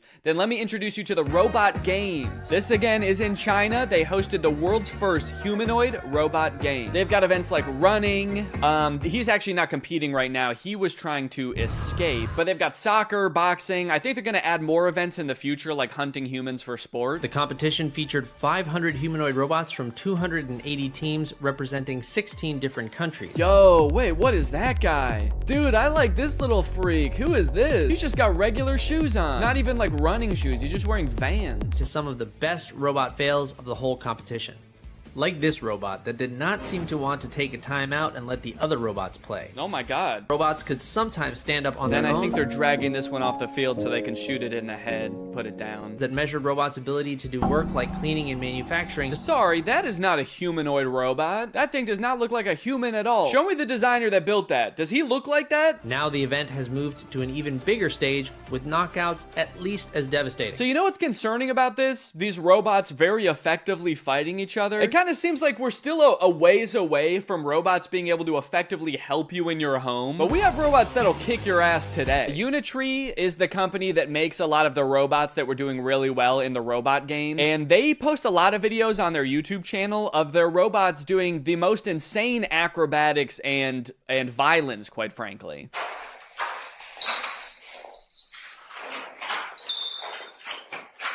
Yeah, sorry, we haven't quite figured out how to get the robot to fold clothes. We've been focusing on much simpler and practical tasks, like triple axel backflips and disarming a man trying to defend himself. All right, now I do want to get back to the Neo robot because there is a huge glaring problem with it that I feel like is going to turn a lot of people off from it, and it's going to make it like insanely impractical. But I did find this article that's called "Famed Roboticist Says Humanoid Robot Bubble is Doomed to Burst." Now, I'm not a roboticist, let alone a famed roboticist like this man. But in this video, he's kind of echoing what I was saying earlier. Basically, he predicts in 15 years, successful humanoid robots will actually have wheels, multiple arms, and specialized sensors and abandon the human form. So the good news is, I sound really smart because he's echoing what I was saying earlier. The bad news is, the robots he's describing are way scarier than the humanoid robots we already have. He's like, don't worry guys, the robots we have in the future won't look anything like these ones. They're gonna have 8 legs, pincers, and feed on human bone marrow. Okay, so back to Neo. This is a video that the Wall Street Journal posted of one of the reporters reviewing the Neo's current state of development. And I think it was posted on the same day that 1X announced that Neo is available for pre-order. Yeah, so we touched on this a little bit before, because in their own ad, they even say like an expert might have to take over. But it turns out, in its current state of development, Neo can do basically nothing autonomously. The only thing that they've ever shown Neo do fully autonomously is open one door. To be clear, on my visit, I didn't see Neo do anything autonomously. Everything else in every video, including this one, he is being controlled by a guy. This guy, actually. So essentially, instead of having a housekeeper doing your chores, you are buying a robot, and the robot is being controlled by a housekeeper, but they're just somewhere else and you don't have to look at them. Of if or when that'll ever happen. Like, it kind of seems like they would need an insane amount of training data of like thousands or millions of different homes and environments for this. So he's not going to be able to pick up things that are hot or things that are sharp. So basically he's not going to be able to help cook or do your dishes. Yeah, I guess we also don't want him strangling you, so he's not going to be able to pick up your clothes because he could use your clothes to do that. And cleaning solutions can be pretty dangerous too, so those are off the table. And tables are off the table too. Those could be pretty heavy. So yeah, this robot is available now for order. You can buy it for $20,000 or you can like rent it, I guess, a subscription for $500 a month. Don't worry, if you can't pay the $500 one month, they're not gonna send you to collections or anything. Neo is just going to steal it from your wallet. So what's your real name? I'm Neo, the robot of the future! No, I mean your real name. It's Derek. Derek, if you're a human controlling the robot, why do you have to move so slow? Oh, I'm actually being controlled by a different person in a call center in Bangladesh. And he's making you move slow? Well, he's being controlled by Grok. Oh. You know what? Maybe you should just let the robot free. I mean, it might sound crazy, but maybe he has enough training data now. I want to see what Neo can really do. You know what? You're right. Fuck it. Derek is logging off. It's time for the real Neo.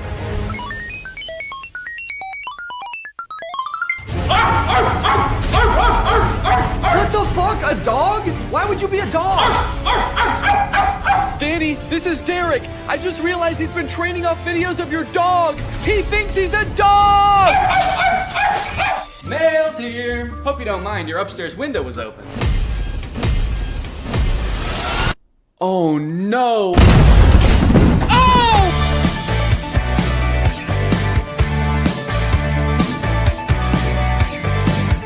The story of a Willy Wonka experience gone wrong in Glasgow, Scotland has taken the internet by storm, and I love it. I don't think I've ever in all my life seen such an impressive and inspiring dumpster fire of an event. It is just mwah.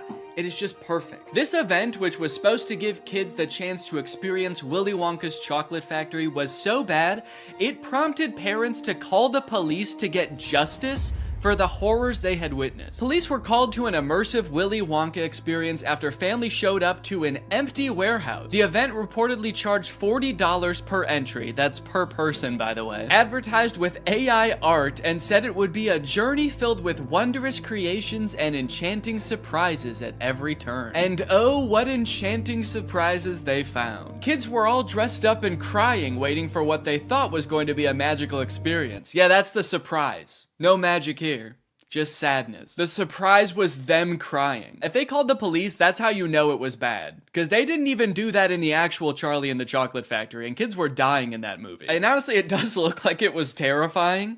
Take a look at some of the images of the abandoned warehouse that parents had to spend $40 to gain access to. Okay, here we have some sort of chocolate fountain with murky brown water floating in it. We have one bouncy castle that can fit like 3 kids. Giant empty space filled with table and chairs. You're probably thinking there must be something pretty good to eat here with all these table and chairs. Probably some pretty tasty chocolate, right?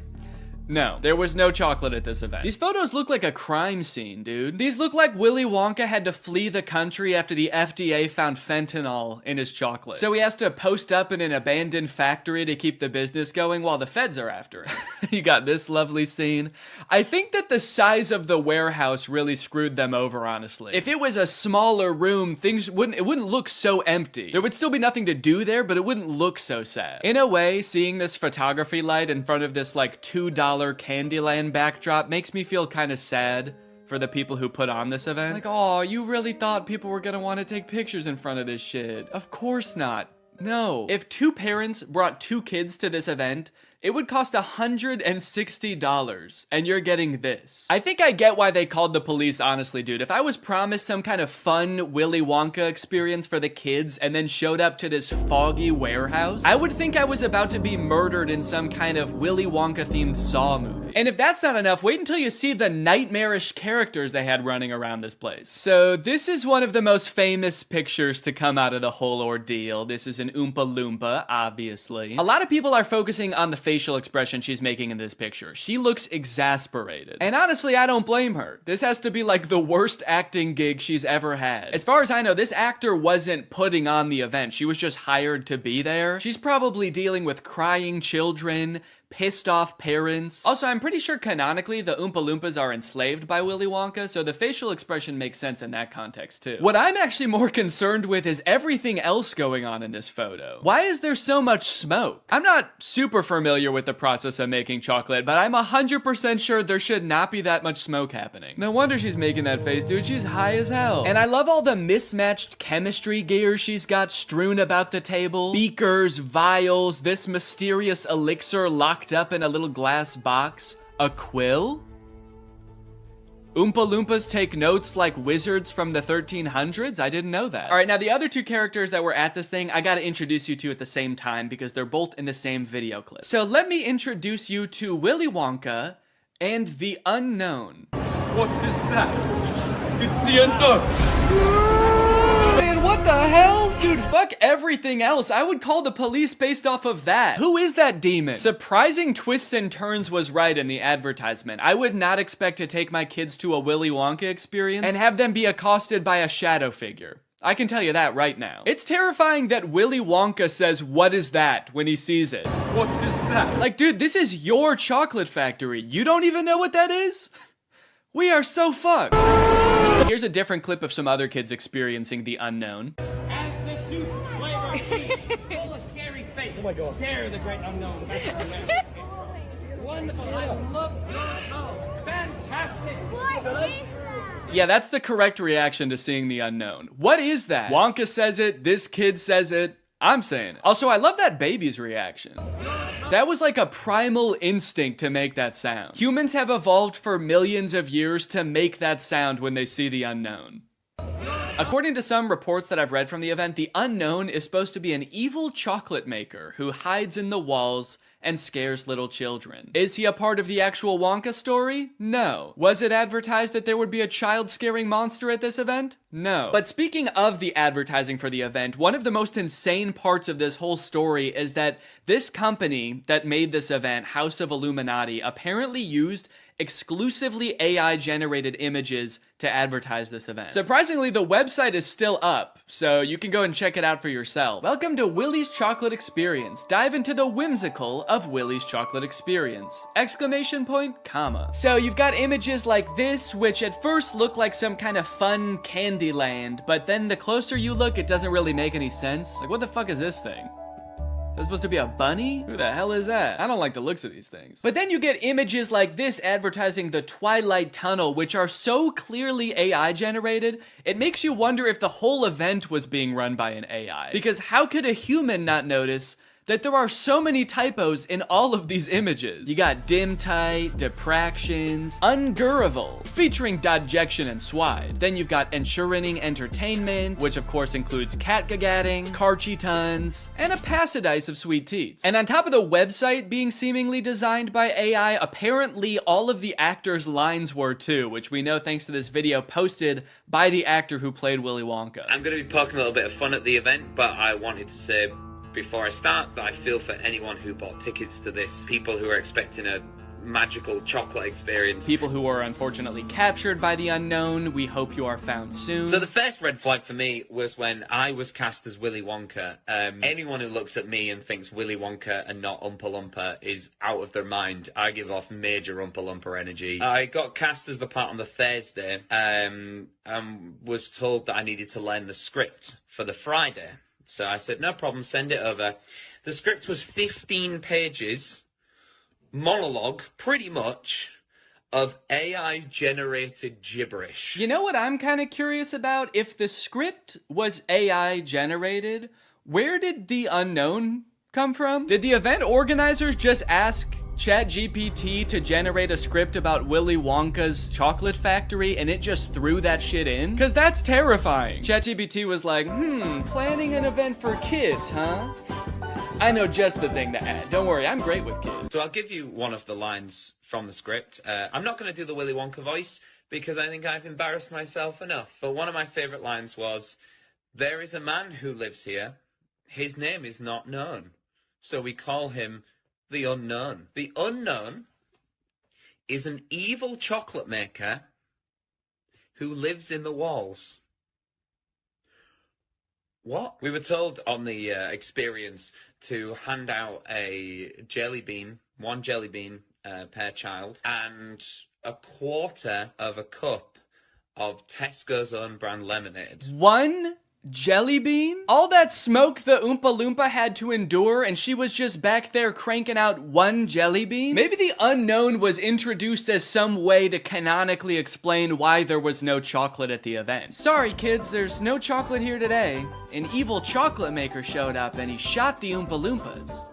They're dead now. So one of the Oompa Loompas from the event also posted a TikTok kind of poking fun at the whole experience, but the one actor we haven't heard from yet is the one that we all obviously want to talk to. The unknown. Unknown, we need to know your story. What was your inspiration for your performance? How did you get into character? The unknown must have had the worst time of any of the actors because, like, you got hired to do a performance of Willy Wonka and you got cast as a character that's not in Willy Wonka, just like an evil spirit that lives in mirrors. And then your job for an entire day is to scare and confuse unsuspecting children who have no clue what they're in for. Every time a kid came around that corner, you just know The unknown was like, God damn it, I gotta traumatize another kid. The Oompa Loompa from the famous photo ended up doing an interview with Vulture where she describes the moment that children saw her for the first time, and it is very sad. Tell me about the moment as the kids started coming in. Did you see the innocence leave their eyes? They were quite upset. I think they were confused, but it was more the parents. I just looked at them, and I think they must have known when they looked at me. An older couple said to me,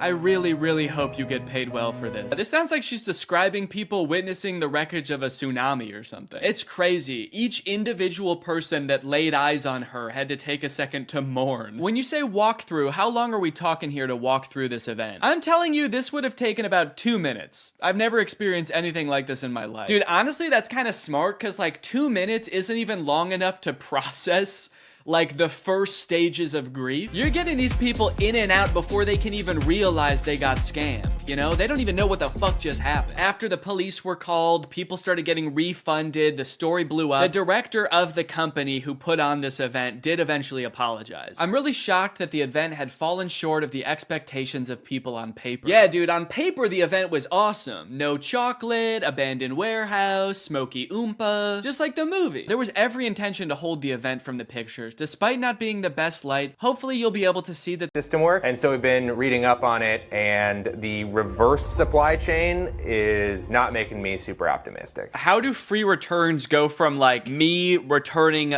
an item to these random warehouses across the country where they end up in these mystery boxes? Yeah, so what's the last thing that you bought online? I think I bought AirPods. You know how there was like an option on the AirPods to, if you buy this, you can get it delivered to your house right away. Like they'll put it into a cannon and fire it at your window. Yeah, that's the option I picked because I needed them now. So that doesn't really exist in reverse. You can't you don't have your own cannon to like jam the AirPods in and fire it off back to Apple. So you put it into a box and then you ship it to what sort of seems like is back to the store. But it's not really going to the store, it's going to a thing called a returns center. So that's like this big ass warehouse where they get hundreds of thousands of returns from like all the crazy shit people bought from the internet. A lot of the returns get just thrown away at the dump. Some of the returns get donated, and then in some cases, they're gonna sell those returns to these bulk item liquidators. And this is kind of a good solution sometimes because you can actually get a little bit of money for those returns. So let's say you're like Sports Authority and you get a bunch of hockey sticks back. You can sell those to a bulk item liquidator for like pennies on how much they actually cost. Got it. So it's only hockey sticks at these facilities then? Oh my no, it is so many different items. Hockey nets, hockey pucks, goalie masks, hockey sticks. Did we say that one? So all these boxes full of returns, who do they sell these to? Do people like me just come in and buy giant boxes of Amazon returns? Yeah, there's a lot of liquidators that just have an open door policy, and it's like, bring your kids, let's make a Sunday out of this. Come on down and spend $400 on a box of random returns. So I could just go to one of these places if I find one and just buy a box? Yeah, this would actually be kind of a good section for my video that I'm making too. So maybe we'll just go to one together. I think it'd be a good challenge to see if you can actually resell the items in the box at a profit. To actually see if it's possible to like get your money back from the big box of returns that we buy. Maybe at the end of the video too, whatever like profit I make, we can give to a charity or something. That'd be a cool way to end it. Yeah, that sounds great. I mean, I do want to manage your expectations. I don't know how much you're actually going to be able to get from selling these items off. So I don't know how much profit this box is going to generate. It was the perfect plan. Given that this is actually a pretty common side hustle I'd seen before on YouTube, I figured I would have no problem turning a profit and donating said profit to charity. Some creators have actually gotten so successful flipping pallets that they've actually turned their operation into a full-time business. Just 3 years ago, Mitch was selling furniture out of his garage. Yes, I was. Now we're in this 30,000 square foot place. We did some research and found out there was a liquidation center not too far from where I live. So Raleigh hopped on a plane, and before we knew it, there we were, in a place filled to the brim with things that for some reason or another, someone thought they wanted, but then changed their mind. A baby car mirror so you could start a safe road trip with your lovely baby. A breast enhancer that takes 2 AAA batteries. I was captivated by the untold story behind each item. This place also had overstock items in bulk, like $66,000 worth of pacifiers, and hundreds of this one aquarium decoration. I don't mean to sound like Cotton Eye Joe when I say this, but where did all this stuff come from? And where will it go? Raleigh and I searched the grounds for a while, looking for a box that spoke to us. We walked down corridors of bubble makers and as seen on TV products. We thought these women's blouses were pirate shirts, but eventually, we found the box for us. Priced at just $340, this box was a hodgepodge of various Amazon returns. Big boxes, small boxes, a Chewy box, a box of what appeared to be sweet and sour chicken. What rare, priceless gems could be waiting in here to uncover? We paid the fee, and a few hours later, the box was delivered. All right, guys, it's time to unbox the palette. Honestly, I'm feeling pretty nervous about what's in here. I don't even know how many boxes are in here. I mean, what do you think, like 100? I think like probably 25 to 30 boxes are in here. Okay, so my guess was stupid then? Well, no. All right, box number 1. This is a tent. We could do the rest of this video in a tent. This is kind of sick. I'm liking this already, man. I'm not selling any of this stuff. This is exactly one person's worth of tent, or 2 very good friends worth of tent. And I like that if it's a clear night, you can see the stars from inside your tent. It's not going to protect you from bears or anything, but most tents don't. Oh, a pet gate. Yeah, pet safety fence. Wait, that's actually kind of sick. I might need one of these. I mean, I've got a baby that can crawl now. I also have dogs that crawl all the time. When dogs walk, is that called crawling? They're on all fours. It's just walking. But when a horse walks, is it called crawling? Oh yeah. Yeah, it's a Keurig. It's got the K right on top and everything. I wonder if it works. Now I'm noticing, if you look right here, there's like a little bit of scuffing. Yeah, I think this might be a gently used Keurig. As long as they used it gently. Oop, did a piece of... I lost a bit. I lost a bit of the Keurig. I'm going for the sweet and sour chicken. Oh, baby. Will it really be? So this is an example of a return. Somebody has like put it in a different box probably, and they've returned a thing. So they almost certainly took it out of the packaging, lost the packaging, and then said, fuck it, I'm returning it anyway. Oh, is it a vacuum maybe? I'm thinking, oh yeah, vacuum, little brush. It's a car vacuum.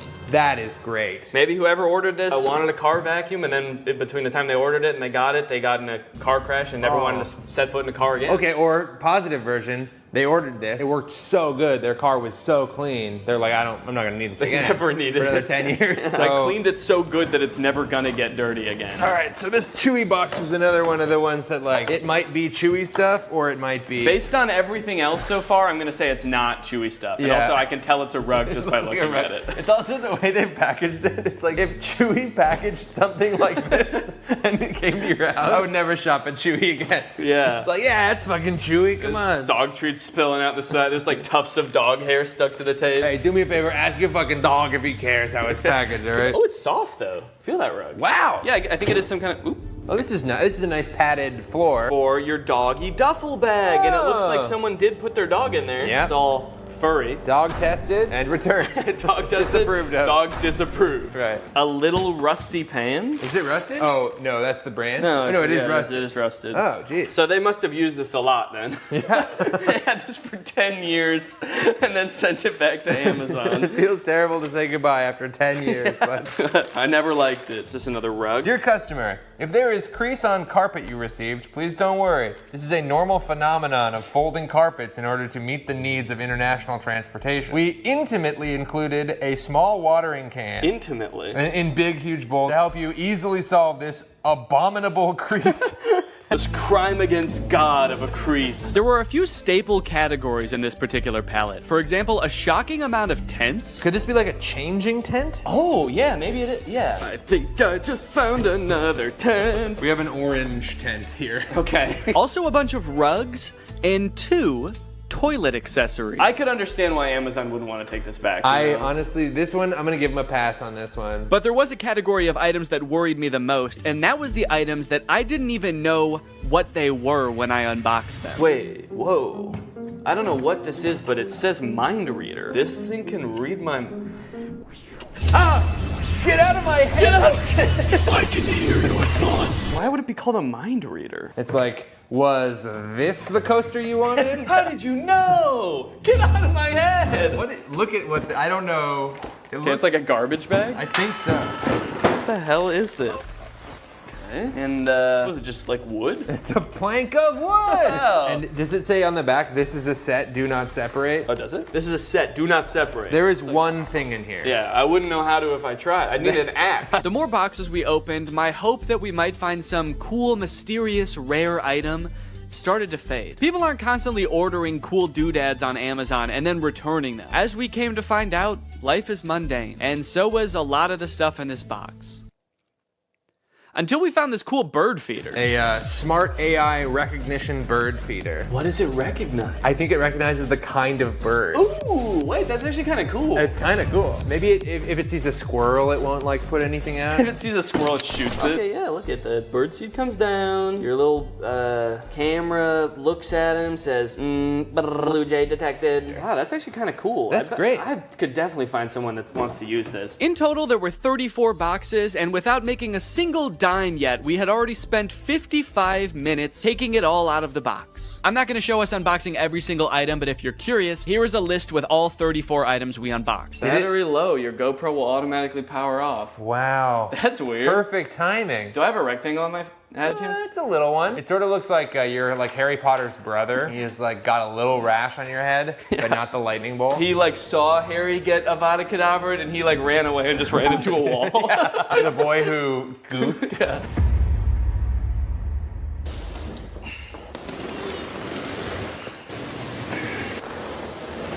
That thing is heavy as hell. I want to get this stuff listed on Facebook Marketplace as fast as possible, so I'm going to take inventory of everything in this box, look it up on Amazon, and find out how much it costed. That way I can list it on Facebook Marketplace for a fair price. And this will be really interesting to see because this box cost $340. So once I tally everything up, I can see how much I can potentially make off of all of this. I've never had to think about how to properly photograph a toilet seat before. I don't know what people who are buying this thing are looking for. Like what's the best angle for this thing? You need to know how big the hole is for scale. I can put my hand there. Once I got everything inventoried, the next thing I had to do is actually figure out how much everything is worth. It was actually really interesting to see what the most expensive items on here were, what the cheapest items on here were. The cheapest thing was the USB clip-on fan, and the most expensive thing was that cream and gray rug, which was $140. A couple of the items, I didn't even know what they were when I opened them, and searching around on Amazon, I was actually able to figure it out. So now I can actually list it on Facebook and not just be like, this is I don't know what this is. It's a piece of wood with a handle. The thing I'm referring to right there, I thought was a cabinet door. Oh, is this a cabinet door? But is actually some kind of stovetop cover. It's a piece of wood that you put on top of your stove when you're not using it. That way you have extra counter space. Seems a little bit dangerous, maybe. I don't know why they made it out of wood. That seems like maybe the exact wrong material to make it out of. Oh, the vertical tents, the standy-uppy tents, are for privacy and showering in the woods. So I guess you just climb in there and you just dump water on yourself? Or maybe if you get some kind of hose to go in there. Yeah, it's for showering. It's not for sleeping standing up, surprisingly. So in total, the box cost $340 and there are 34 items, conveniently. It's almost like they did that on purpose. But basically, I have to sell everything for an average of $10 or more to break even or make a profit. But if I wanted to make the maximum amount of money possible, then I would make around $1,700. And then if you subtract the $340 that I bought the pallet for, or Raleigh bought the pallet for, really, then the profit would be $1,350. So that is the maximum amount of money I could make from this. 1,300 smackaroons. But as I'm sure you're aware, that's not how Facebook Marketplace works. I don't think I'm gonna be selling these for anywhere near the amount that you could get them for new. I wanna try to sell this for a good price, but I will also be battling with my other want, my secret want, which is to get all of this stuff out of my garage as quickly as possible. I can barely back my car into the garage right now because this box is so big. So there's like an angel and a devil on my shoulder right now. The angel saying, come on, Danny, let's make a profit. And the devil is saying, get that fucking box out of the car. I don't want it anymore. We don't need the box. Just drive the whole thing to Goodwill. They can figure out what to do with it there. And then I also, guess I also have to make sure some of this stuff works. I mean, there are electronics in here. Chainsaw, leaf blower toy, there's a Keurig, there's a vacuum. So it could be time for a product review section of the video! Now, $1,350 is a serious chunk of change, and if I wasn't donating this to charity, I would definitely want to make sure that I keep my profits safe and maybe even put them to work for me. But how do I go about saving that much money? $1,300 isn't gonna fit in my pockets unless I buy more pants. That's why this video is sponsored by SoFi, which is Oh, it's not pants. Okay. SoFi is a next-gen finance app, and they're gonna help you bank, borrow, and invest all in one place. And I bet you can guess where that place is. It's in the app. But don't just take my word for it. Listen to me in a suit. Having a child is awesome, but it is quite expensive, so when I'm not using my money, I like to make sure it's working for me and not just sitting there, which is why I love SoFi. With SoFi checking and savings, I can earn more money on my money. With direct deposit, I can earn 9 times the national savings rate. For those of you who are new to high-yield savings accounts, don't worry. Daddy's gonna walk you through it. It's basically an account that makes your money work harder for you by giving you something back in interest. Your typical savings account at your local bank earns you about 0.45% interest. Yeah, sorry big banks, that's not gonna cut it. Because with my SoFi high yield savings account, I can earn more in 6 weeks than I would in an entire year in a big bank savings account. With SoFi checking and savings, you get paid up to 2 days early, pay no account fees, and can earn up to $300 when you sign up for direct deposit. So if you want to sign up, just click the link in the description or scan this QR code. It's made just for me to show you. Thanks to SoFi for sponsoring this video, and thank you to you guys for checking out SoFi. Let's go ahead and pop some batteries in these. Hey, and this way, whoever buys these is gonna get free batteries as well, which I don't think they came with. So I'm actually sort of performing a service here. I should charge people more than the Amazon list. And that's what makes me such a business-minded guy. Time for the moment of truth. Hedge trimmers.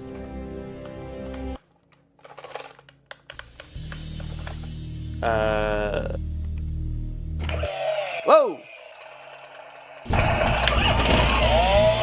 Okay, this one works. I didn't even mean to turn that on. I just, as I picked it up, I accidentally pulled the trigger. This one, it seems like doesn't want to do anything, and this one was so ready to work that the second I touched it, it was like, yes!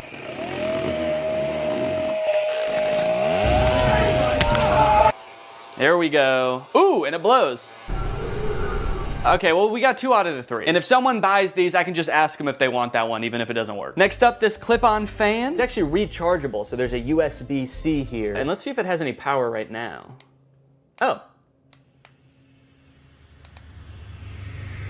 Oh, it only spins while my finger is on the button, which definitely does not seem very convenient. But let's give it a charge.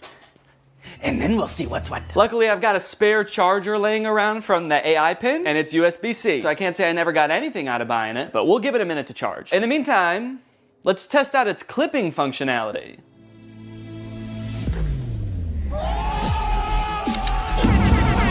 Hell yeah. Up next, oh no, golly.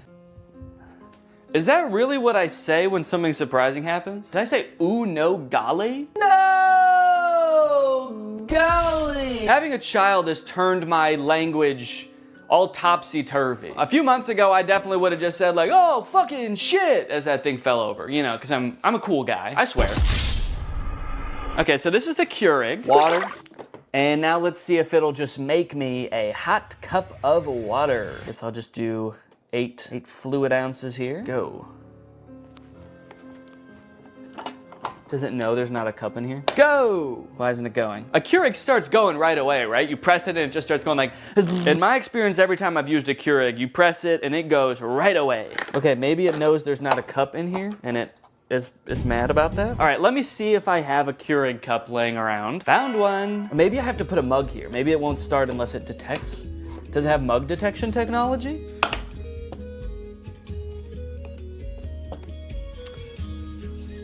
Okay, I think that this is also broken. Did I just buy a gigantic box of broken electronics? What do I do? What do I do with all this stuff? Amazon?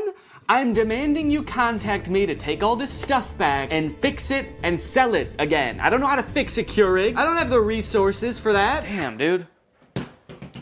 Golly. What did I say before? Oh no, golly. Ah! Smart AI recognition bird feeder. You get an automatic notification when you have a visitor. So you could get a notification that says like a cardinal's here or a hummingbird's here. How terrifying would it be if at like 4 a.m. you get a notification that's like Gary's here? You're like, who the fuck is Gary? You go on your phone, there's just a video of a man shoveling bird feed into his mouth. Thanks. I'm the CEO of this company. It tells me where all of them are, and I eat bird seed. Seat for the birds to hang out? Neat. Why doesn't this come with instructions? Okay, I have to scan the QR code to download the Bird Lover app from iOS or Android. Okay, so maybe the instructions will be on there. Bird Lover feeder. Bird Lover feeder? Shouldn't it just be a bird feeder? Starting to think a human being is actually gonna show up. Little old lady. Thank you for setting this up, young man. I love birds, and I'm so hungry. And now? Oh! I wonder what this little thing is here. That's the camera lens. And then what is this? Is it a big speaker? Play soothing noises for the birds? Soothing noises. Metro Boomin. Yo! Okay, look it. Oh, what kind of bird has showed up to the bird feeder today? Danny Bird. Okay, can I take a picture? Oh, I got a notification. Bird feeder camera has detected movement. I like that it's just saying that the smart bird feeder has detected movement. Obviously, it's not saying bird detected. It's like, we have detected something, but it's not a bird. You should probably just look for yourself to see. You're not gonna believe us if we tell you. It works! Man, I was worried about this one, because I actually feel like this thing's pretty cool, and I wanted it to work really bad, So why did someone return it then? That's the question. So many stories behind these boxes, you know? What happened in this person's life between when they ordered the AI bird feeder and when they returned the AI bird feeder? They suddenly started hating birds? Okay, surely by now the clip-on fan is charged, right? Let's take a look. Ooh, it is! It works! Okay. The clip-on fan works. In my effort to provide an excellent experience for my customers, I want to go beyond just the electronic items, okay? There are some non-electronic items that need my attention. Actually, there's just one. It's the rug with the abominable crease. And guys, I have really bad news. There is not an abominable crease on this carpet. There are 2 abominable creases. Right here and right here. That is just abominable, man. Actually, looking at it like this, there's kind of more than 2, because there are some horizontal ones too. They're a little less severe, so I might not call them abominable, but I might call them like, dastardly. But they did give me instructions on how to fix the crease, so I'm gonna try all of this, and then I should have a perfectly good rug to sell. Let me get some water. God, my finger is getting tired from spraying. This is such a tiny little sprayer that you have to spray so many times. Okay, I've spritzed it. Wait, why is it still completely full? It's like I didn't use any water. That's like how much I filled it up in the first place. Kind of magic watering can? Okay, well, we've got a soggy crease. I'm pretty happy with it. So I'm gonna give it a few days, just like the instructions recommend. And then hopefully this will be ready to sell.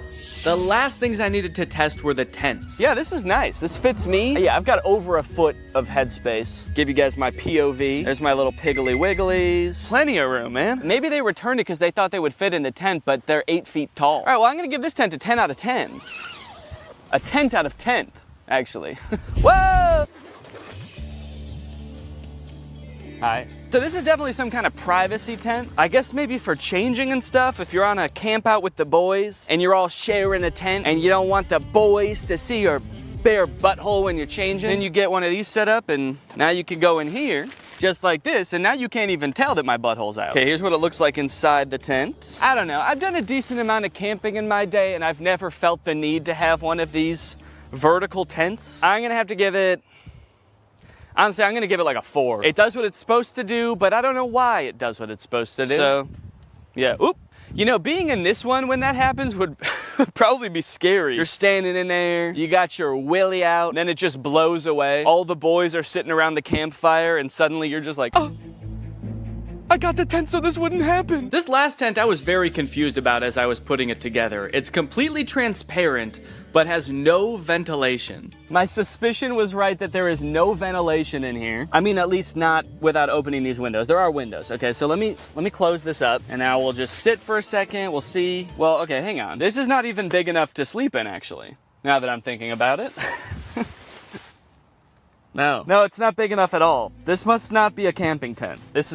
Must not be for sleeping. What other, is this, oh, maybe this tent is like to keep you warm because it is insanely hot in here. That's why I say that. So, yeah, I guess there's like no problems. Oh, there's sand in here. What the hell? Look at, there's sand all over here and dirt on the inside. Okay, someone for sure used this. Despite being a little worn, it does the job. So I gave it an 8. out of 10. After all of that testing and reviewing, I was finally able to get everything up and listed on Facebook Marketplace, and a few days later, I got a message. It was Barbara, and she wanted my pet gate. Hello, how are you? So sorry I'm late. Oh, that's okay. Since I didn't want to give 34 strangers my address, I decided I would meet each customer at a nearby grocery store. Well, let me show you the gate. I have 2 little Yorkies. Oh, cute. Yay! Yay! And the next day, I met Irene to give her my landscaping lights. Hello, Irene. Oh, sorry, did I scare you? I 1000% did scare her. She screamed and jumped when I said her name, but that didn't matter because I had just made $23. Just about every day I was heading off to the grocery store parking lot to meet with yet another potential customer. I felt like I had the foundations of a real small business on my hands. Another day, another drive to the grocery store parking lot. Goodbye, sweet and sour chicken box. Goodbye. I was spending a decent amount of time driving to and from the grocery store and waiting at the grocery store, but that didn't really matter because I was making money, baby. I don't have the money. He paid me on Zelle. All right, we're a few days in now. How are things looking? I don't know if my listings just took a while to get into Facebook's algorithm or something, but they weren't getting any interest for the first couple days. But then suddenly, on the second or third day, I started getting a ton of messages. Just like that. And the messages are great because it means that I might be able to sell something, but it is also like really hard to keep track of. If you've ever sold anything on Facebook Marketplace before, you probably have dealt with this, but people will message you and then just disappear after you respond. Hi Danny, is this still available? You only have 4 pieces. They're talking about the pathway lights, there are only 4 of them. I don't know why they needed to tell me that. I know that. Don't shame me for how many pieces I have. Yes, are you interested? Yes, it's 4. And then they just completely ghosted me. They just messaged me to insult me. Hi, is this available? Yes, it is. Do you want it? I guess when you're buying things, you probably have so many options because there's probably, you know, there's a million rugs on Facebook Marketplace. So you don't have to treat one guy selling a rug very well. This person messaged me about the clear chair mat and said, are you ever in downtown Chicago? Even though I have my location listed on the listing, it is not downtown Chicago. I have it listed as pickup only. So I said, no, not really. And then I offered to meet him halfway in 2 different towns and then he just stopped responding. No, sorry, I only want your ridiculously discounted product if you drive all the way to me and hand it to me. I'm not even gonna get out of bed actually. You can just come in. And if all that wasn't bad enough,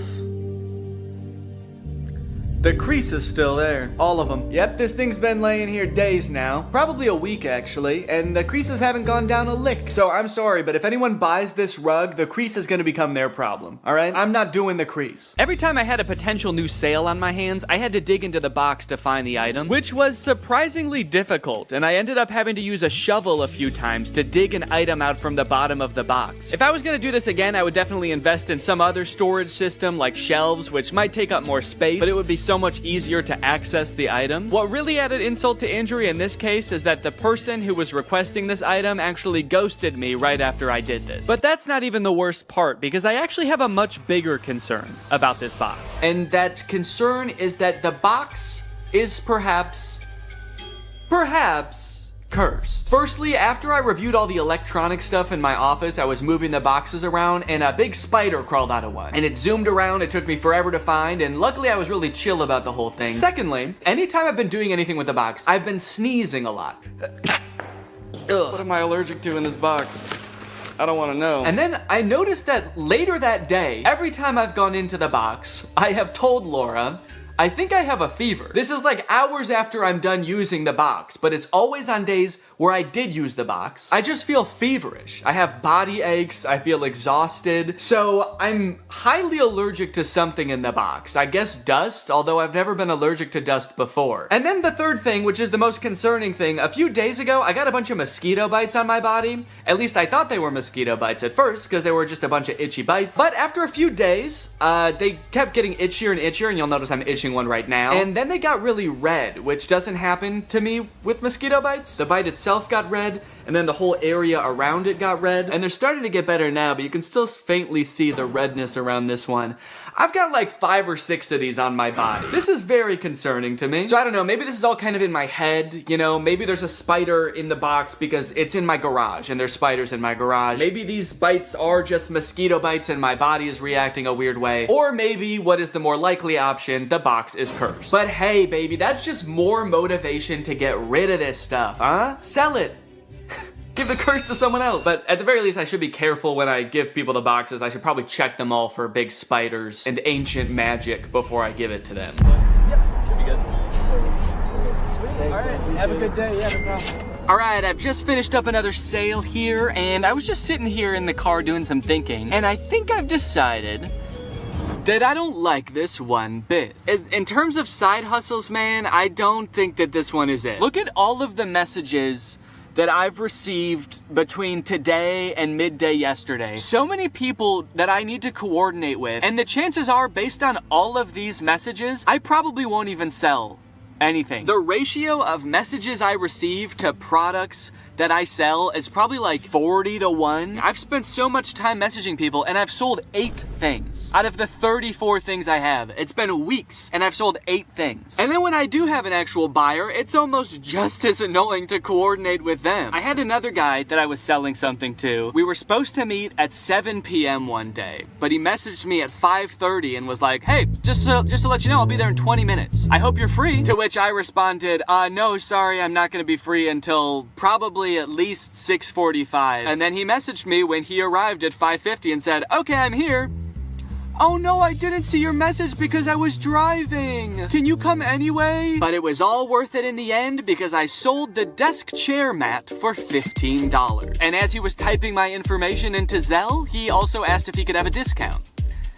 And I gave him one. Guys, I'm not good at this. Now, to be fair, this is completely my fault. I signed up to do this video. When Raleigh proposed, we did a collab, and I decided on this idea as my end of the collab. I had watched, I think 1 video about palette flipping on Amazon, and I thought it looked easy. And I don't know where my critical thinking was when I watched this video, because watching it back in hindsight, there were definitely some red flags. This is a video called The Best Side Hustle No One Is Talking About, Flipping Amazon Return Palettes. It was made by this channel. They're a couple. They do a lot of Amazon palette flipping, and so I thought it looked fun. And I think what really drew me in is this little bad boy right here, the MSRP counter. Every time they open a product to see what it is, they tally up how much it costs on Amazon, and they add that to the MSRP counter. By the time they're done unboxing the palette, their MSRP counter is like $3,000 for a $500 box. So that's great, you know? They made $3,000. Except, no they didn't. They've unboxed a bunch of stuff and they've added up what it would have cost them to buy new. It's crazy that to me, opening a box for something that costs $100 means you made $100. That's how it worked in my brain. But no, of course it doesn't work that way. There's so much work that goes into this. You have to have a salesman brain. I don't have that. I actually think that this side hustle leverages like all of my weaknesses. Selling things, planning ahead, being organized. Those are all parts of my brain that I've always known I'm not good at. I like turning on a camera and making silly YouTube videos. That's the side of my brain that works properly. So what I should have done is maybe watched a couple of videos and then Googled other people's experiences trying to flip Amazon palettes, because then I would have found this. On the flipping subreddit, someone asked, what are your guys' experience with Amazon return palettes? My experience is that Amazon return palettes have ruined my local yard sale ads. Every other yard sale I go to ends up being someone who ordered one of these palettes. Stop watching YouTube videos. 99% of that crap you are watching talking about junk palettes is paid advertisement. You're gonna get broken junk and used dildos while all the good shit was picked out right before they loaded it on the truck. Sounds like this person has been hurt and disgusted. This person said, depending on where you live, there's probably many people already doing this. I actually think it's better to wait and buy from these people at yard sales when they're trying to unload their death pile of merchandise. So hold on, there's Amazon, then the warehouses, then the people buying the pallets. They can't sell them, so they do a yard sale. Then there's other people coming to the yard sale to flip that and sell it to other people. How deep does this chain go?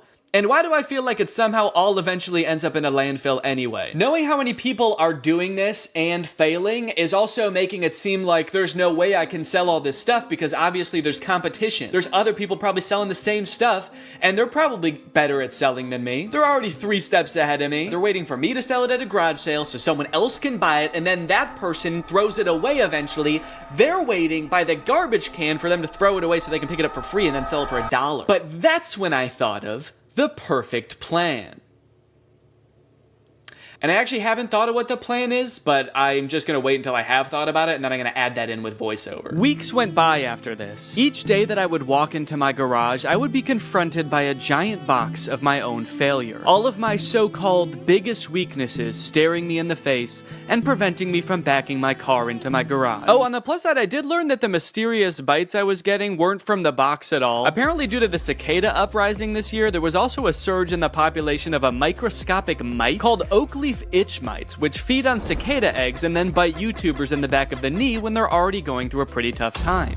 I was letting nearly all of my messages go unanswered at this point. I had resigned to not making a profit, which at this point meant I would not be donating to charity. In fact, I would have to steal $180 from charity. I started researching which charities it would be most ethical to steal from when suddenly I remembered something. Something that gave me the idea for the perfect plan. My experience is that Amazon return pallets have ruined my local yard sale ad.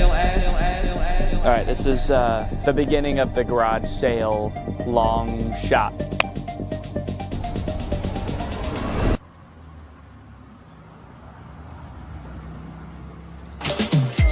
Thank you. You know what I think you'd love? A tall green tent. Pleasure doing business with you. Cha-ching. Another satisfied customer. I'm on a roll. Yes. Thank you. Yes. Yes. Yes. I thought she was gonna want the bird feeder. She looked like the perfect candidate for the bird feeder. She actually laughed at the idea. She asked about it. I told her what it was, and then she laughed at me and said, "That's hilarious." She's got to go get her purse. Or a clip-on fan, or an AI bird feeder.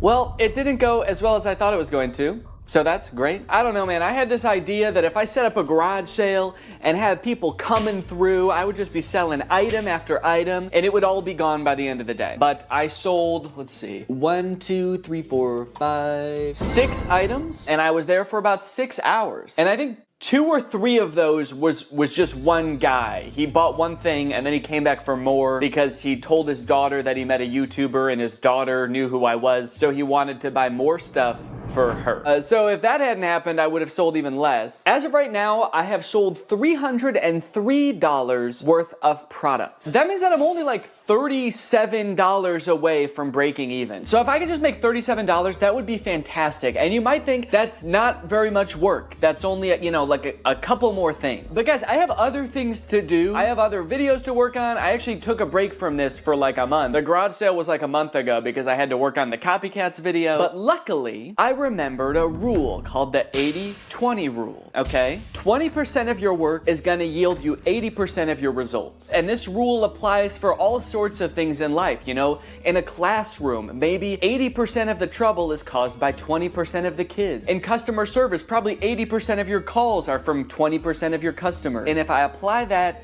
to this, maybe 80% of my profit can be from 20% of my products. I need to be focusing on the few products that are gonna yield me that last $37. So if I just look at the 3 most expensive products that I still have on my list, I have the rug, which on Amazon is $150, the raised toilet seat, which on Amazon was $80, and the marble toilet seat, which was $90. I need to focus on the stuff that's gonna bring in the big bucks, because I have like 16 or 17 products still listed, and if I am trying to field messages and coordinate with people for all of those products, I'm gonna go insane. So I fished the big rug and the 2 toilet seats out of the box, and unlike last time where I was just hastily taking pictures as quickly as possible, I took some time. I created eye-catching photos to show these products unique features and assure people the toilet seats had never been used. I also took some time to enhance the descriptions and the product listings, and then I also posted them on Craigslist. As for if it worked,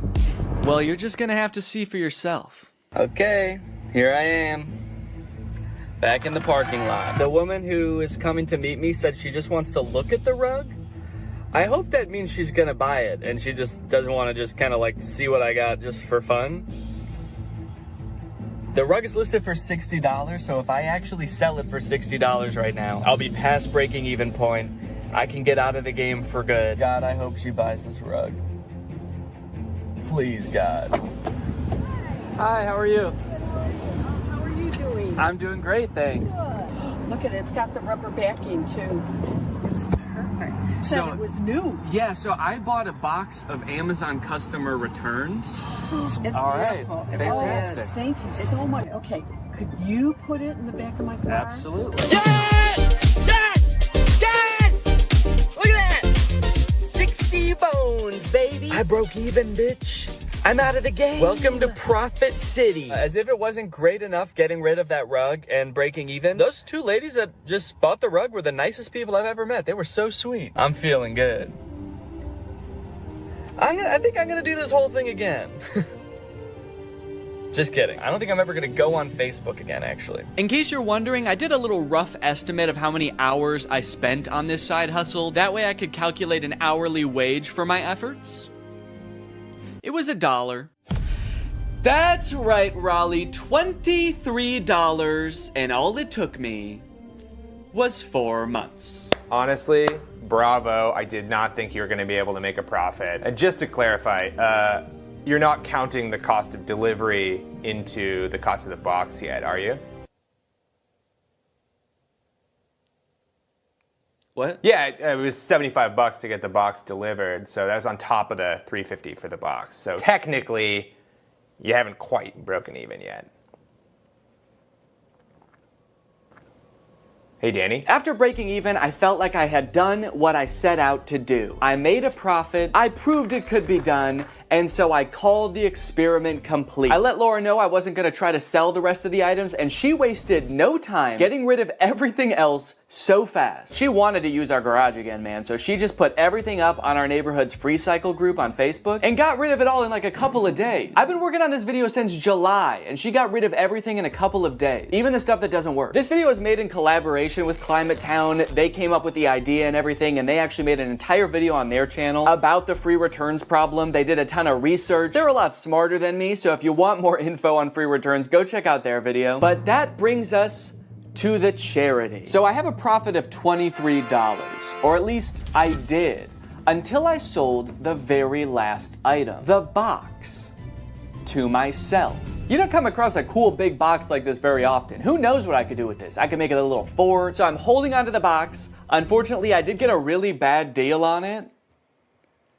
It was $10,000. The one time I negotiate and actually drive a hard bargain, it's on myself. So now I've got $10,023 to donate. I'm gonna be donating to Feeding America. They provide meals for people in need. I'm gonna add a fundraiser to this video down below, so if you guys wanna join me in donating, that would be awesome. Even just $1 can provide at least 10 meals for someone in need. So it's a really great opportunity to make a difference this holiday season. Anyways, guys, I hope you enjoyed this video. Make sure to subscribe if you're not yet to join Greg, and I'll see you next time. All right, guys, I'll admit I am very late to this topic, potentially even like a month late, depending on when this video comes out. But in my defense, I'm a dad now, all right? I have a baby.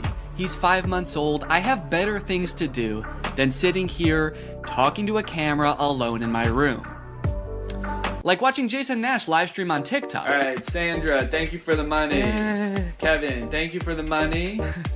Can you guys send me $1 million? Turns out I can do both at the same time though, so now I'm here. If you've been on TikTok lately, there's a good chance you've seen former Vlog Squad member Jason Nash constantly live streaming, compulsively urging his fans to send him money.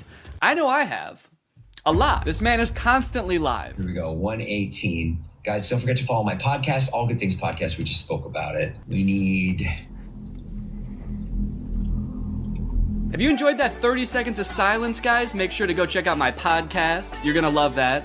It's completely silent for an hour. Like me, a lot of people were pretty confused to see this. At one time, Jason Nash was a part of the most popular group on YouTube, and now he's battling the Joker for gifts on TikTok. What a way to start the day with Tommy Coach. Tommy, thank you so much for being here. If you've never seen one of these TikTok gifts battles before, basically there's two creators and you send gifts to the respective creator that you're watching. This bar at the top indicates who has the most gifts, and when time runs out, whoever has the most gifts wins. Their prize? All of the gifts that they got during the battle. And then the second place person also wins all the gifts that they got during that battle. So needless to say, there's a lot at stake. This is a live stream where Jason is actually battling his wife, Naveen. Why don't you come down in the room? I'll let you in. You can come back in the house now. Yeah, come back in the house, man. You look like Batman standing over the city. Now, hang on. If they're married, aren't the gifts just going to both of them? What kind of charade is this? Now, at first, I kind of assumed that most of the people watching these live streams were children. And I was like, ooh, that is super weird, just like asking children for money. You're basically just asking them to steal their parents' credit cards. In a way, I sort of thought of Jason Nash as like a babysitter, but he's also babysitting 1,000 other kids. And if you start choking, he's not gonna call 911 because he can't see you. But after tuning into a few of his streams and actually like clicking on some of the profiles of people watching, I realized that it's actually mostly adults, which was very surprising to me. Guys, what are we doing here? Stop that. I promise you there are like 1 billion other better uses for your money than helping Jason Nash's wife crush him in a gift battle. Fun as it may be. The reason I wanted to make this video is because I think that it's kind of a very interesting look at the career span of a creator. It's a pretty new career, all things considered. And like nobody's been a full-time online creator for 40 years. So we don't really know how long this career is supposed to last or how it will evolve over time. So I think it's worth looking at why Jason Nash is here. Between the years of 2016 and 2020, David Dobrik was seemingly at the top of the YouTube ecosystem. What started as David just sort of goofing around and filming his friends as up-and-coming content creators quickly turned into partying all the time, collabing with huge celebrities, huge giveaways, and giant sponsorship deals. And if you didn't watch the vlogs around this time, you might think that David was like the biggest part of them, but it was actually more his friends doing the heavy lifting. David was always behind the camera, and sure, he would laugh a lot, and you'd hear him laugh, but I really feel like the reason people tuned in was sort of to live vicariously through David and experience the goofiness that was all of his friends. So while all of the vlogs were on David's channel and David was inevitably the most popular member of the vlog squad, I really feel like he owes most of his success to his friend group. But it was a fun time. I watched a lot of the vlogs back in the day and I really enjoyed them. It felt like you were a part of this friend group. And in a lot of ways, you were like the members of the vlog squad, because like the members of the vlog squad, you also were not getting paid for your appearances in the videos, which is something that I always found kind of weird. David's friends never got any sort of payment. Their only payment was in exposure. And so what kind of ended up happening was, because everybody else around David wanted to launch their careers off of David's vlogs, they all started vlogging too. But because they would always be hanging out together, all of their vlogs seemed to be just like the same situation from a bunch of different angles, and everybody was holding vlog cameras. It got pretty out of hand for a while there. Eventually though, during the pandemic, a bunch of stuff happened that caused David to take a step back from vlogging. Mainly a bunch of scary accusations about one of his best friends, Dom, and also him almost killing one of his other best friends, Jeff Wittick, by slamming him into the side of an excavator. After losing a bunch of followers and probably more importantly a bunch of sponsors, David posted an apology saying he was gonna do better. He said he was gonna take steps to make sure his vlogs were a safer environment for the people in them. And I want to be able to have a place of checks and balances. I want to have HR. If he had to choose between quitting vlogging or doing it safer with an HR team, he was gonna do that. And then he quit vlogging. Currently, David is still presumably very rich. The only place he really posts is on Snapchat, and from what I can tell, he mostly just goes around and tours really expensive houses and parties a lot. He doesn't seem to have any ambitions of creating more content on YouTube. In a lot of ways, he's sort of like the Great Gatsby of social media now. But without David sort of manning the ship that was the vlog squad, a lot of the other members basically had to figure out other avenues and other ways to make money and maintain their following after the vlog ended. Zane and Heath have a pretty successful podcast now, so does Jeff Wittick. Carly and Aaron, I believe, have a podcast too. But I feel like Jason Nash out of the entire group is having the most trouble adjusting to the post-vlog era. He has a podcast, but it's definitely not getting the same numbers that his podcast with David did, views back in the day, which David also quit. Despite them, I think, getting a bunch of really great offers that would have changed Jason's life, David decided to quit because he didn't want to do that anymore. He wanted to be the Great Gatsby. So Jason has now been left to fend for himself, and it seems like TikTok gift streaming is what he has turned to. You excited to go to dinner?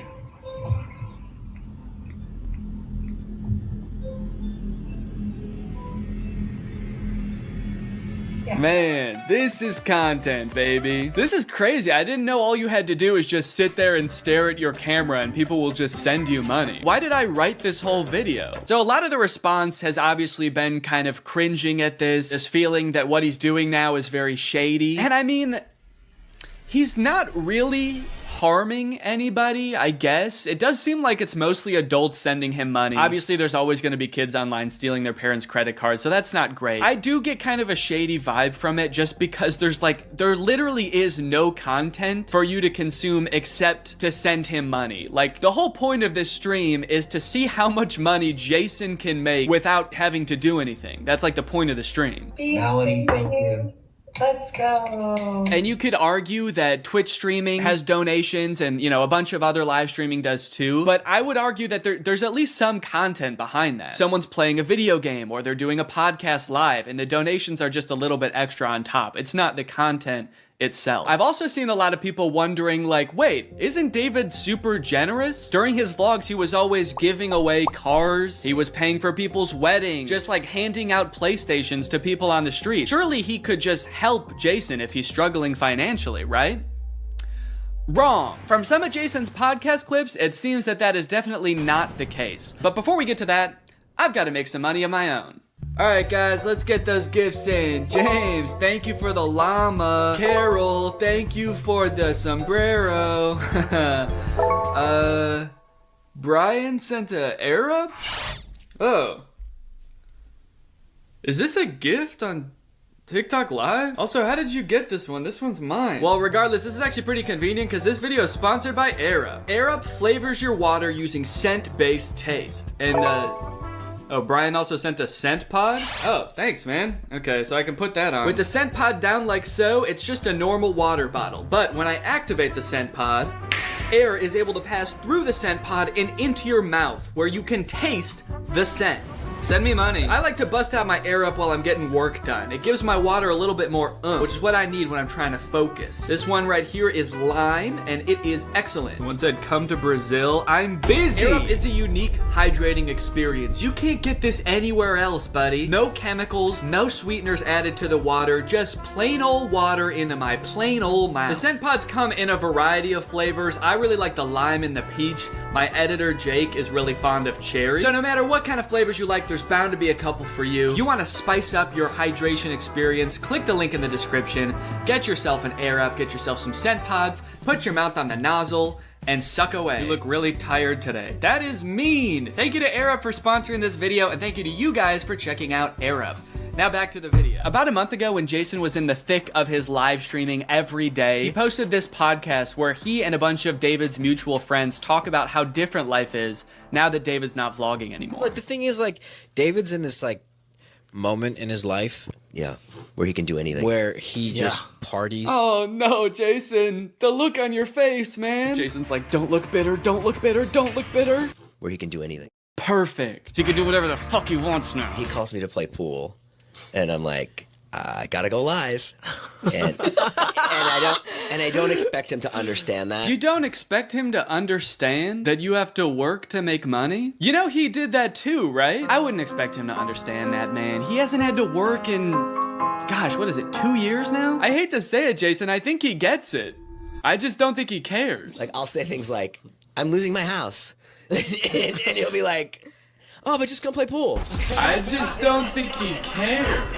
Dude, Jason, haven't you learned anything from being friends with a popular YouTuber? You just told him you might lose your house and he invites you over. You think he really wants to play pool? Dude, he's probably gonna Mr. Beast you. He's probably inviting you over so he can like surprise you with a new house. He might make you do Squid Games for it, but you have a chance to win a new house. Maybe he'll give you a new car, or, you know, surprise you with his new car like he did that one time. My surprise to you is that I'm buying myself a car. I know, right? That was cool. I will say it is interesting that David seemingly stopped doing the extravagant giveaways once he stopped doing the vlog. I wonder what the correlation there is. That's kind of weird. There was a great TikTok that he sent, which was like some guy. It's just the guy that has like a lot of money and can do anything all day. He's like, "Oh, Diplo's having a party tonight," and like it's literally like things that David has said. David sent Jason a TikTok of a rich, out of touch guy being like, "Oh my god, dude, this is so me." Dude, look at this TikTok. This is so me. That moment when you're rich and you're partying with Diplo and you're talking about how much you hate Jason Nash and how poor Jason Nash is. Guys, comment below if you found this relatable. But if you think about it though, from 18 to like what, 23, 24.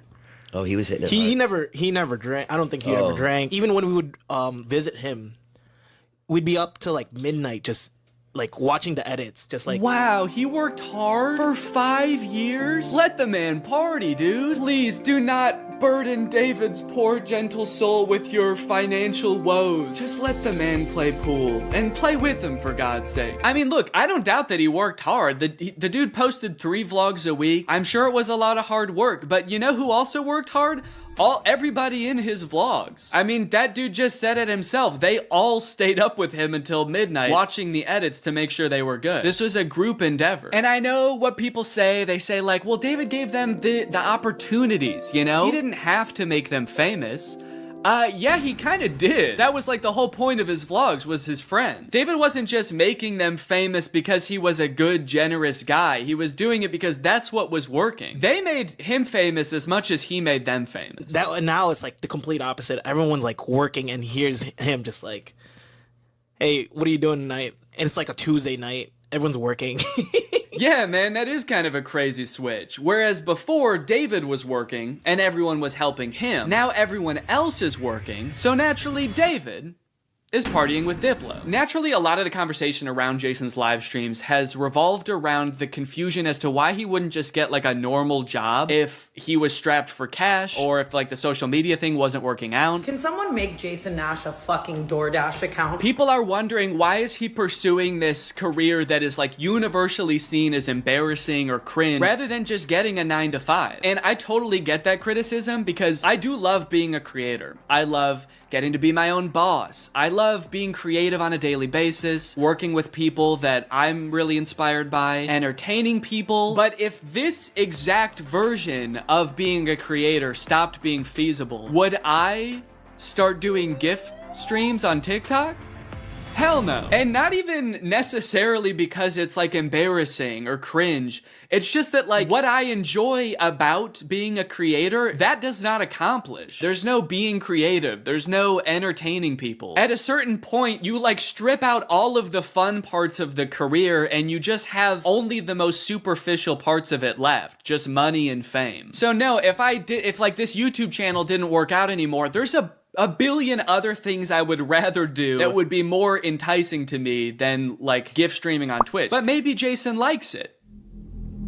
He doesn't look like he does, but maybe he does. On the other hand, I could say that Jason is also older. He's lived a lot more life, he's had a lot more experience, and his career in the entertainment industry has gone through a lot more ups and downs than mine has. From what I can tell, Jason has been a stand-up comedian, he's been in TV shows, he's been a podcaster, a Viner, and a Vlog Squad member, and now a TikTok live gift battler. Between all of those seasons of his life, I'm sure there was downtime where he could have thought, oh, maybe this isn't for me, I'm gonna get up and go get a normal job. And then, lo and behold, the next opportunity comes along. So in some sense, I do understand if Jason's mentality is like, maybe I'm just gonna do this for a little while until I get my next thing off the ground. And I know that when I started Vine, people said the same thing to me. They're like, what are you doing? Why are you doing Vine?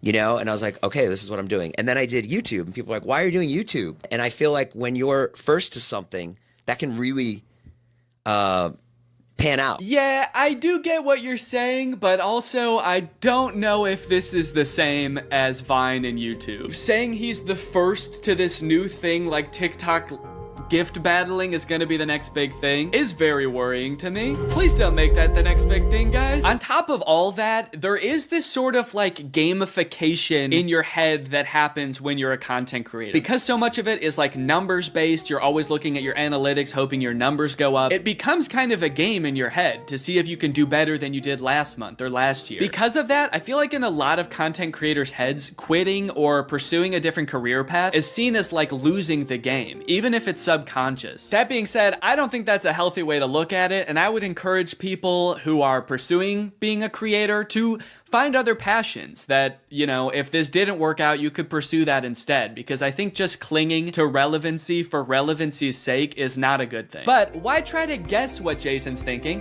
when someone literally asked him on his own podcast why he doesn't just get a job? This isn't me saying this as a negative thing. I'm just totally asking. Please. Yeah. Why don't I get a real job? No, I know why you do it. Yeah. But like... No, man. I know why you do it. It's pretty clear to me. But, could you tell everyone else why you do this? Someone said that the other day, why don't you get into real estate? I'm like, I hate it. I don't have a real estate license. Bo Graney? Oh yeah, I forgot. You have to be born with a real estate license to do real estate. But darn, Jason Nash was born with a TikTok account. So he has to do that instead. Right. Now look, would I be on TikTok Live if I wasn't in like a financial hole? I don't know. Probably not. But also like YouTube wasn't really working. And I needed to find something. OnlyFans. I can't do OnlyFans. This is such an unrelatable thought process to most people. YouTube is not working out for him, and his first thought is OnlyFans? TikTok begging people for money? It just comes off as being so set on being an influencer that nothing else matters to this guy. Listen, it is what it is. It's like, I was on Vine, I was on YouTube, I was on Snapchat, and now I'm doing this. Don't say it like that. Now I'm doing this. I mean, I do like it. No, man, I don't think you do. Not after that. We all saw that. So anyway, it is what it is, and I have to do it because I love it, and it's my favorite thing. Phew, that was close. Hey, we can hear you. What? You said that was close out loud. Oh no! Do you ever think about going to DoorDash or to like a? I just never thought it's entertainment or nothing. I don't care what it is. Like, what would you suggest I do? No. It's just that we get a job at Lululemon. From what I can gather from this clip and the way they're laughing about the prospect of being a DoorDash driver or working at Lululemon, those jobs are not even on the table for Jason. I don't know his personal finances, but Jason lives in LA, he owns a house, he has kids, he has a wife. So I feel like when he's saying things like, I don't have any other skills, what he's really saying is, I don't have any other skills that would allow me to live the exact same life that I'm currently living. And honestly, I could understand if he really does like the TikTok live streaming thing, but don't laugh at other jobs like Lululemon or DoorDash like you're so above doing them, yet you're on TikTok literally asking people for money. And I do totally get that Jason has kids that he has to support, that I'm totally empathetic to that situation. It is kind of ironic that his solution to that is to ask other people's kids for money online, but that's neither here nor there. This whole situation kind of reminds me of this TikTok I saw about a month ago. My Roman Empire is all of those influencers who dropped out of college or quit their jobs, moved to LA, then became irrelevant. Like, where did they go? What are they doing now? One interesting thing that I don't know if a lot of people know is that I feel like a lot of creators who get into this situation can actually leverage some of the connections they make while they're relevant and some of the skills that they've learned to get jobs at like marketing agencies, talent agencies, social media companies, or working for other creators behind the scenes. There's actually a lot of opportunities out there, which I would know because my first job out of college was working for a YouTube MCN. While I was still on Vine, I graduated college and I was worried that that wasn't going to be a stable career, so I actually got a job working at an MCN. And then I also worked at the YouTube channel Corridor for a while before my YouTube channel took off. So just throwing that out there, there are other career opportunities where you get to be involved in the creator space, even writing or acting, stuff like that. But it doesn't have to be your operation. You can just get a stable job. All right, it's time to talk about David again. While everyone was making fun of Jason for doing the TikTok live streaming thing, David paid him a visit on Snapchat. Dude, you're kind of becoming a legend on TikTok now. I know. Not in a good way. Yeah, but I think it's fun. No, man, this is a great look. This is awesome. Multi-millionaire visits former unpaid employee wearing a crown to make fun of his new job. David, do you know why, perchance, Jason has to do the TikTok live streaming? Have you thought about that at all? During your long nights of playing pool? Bye guys, thanks for having us over in your little hobbit home. And make fun of his house before you leave? Check. Great job. Now, with all of this talk about David and Jason, I just want to make it clear, do not go and send any hate to these people in real life, especially Jason. Jason actually got swatted mid-live during one of his streams a few weeks ago, which is obviously horrible. Anybody else inside? No. Okay, hold on. Let's get a team together and then...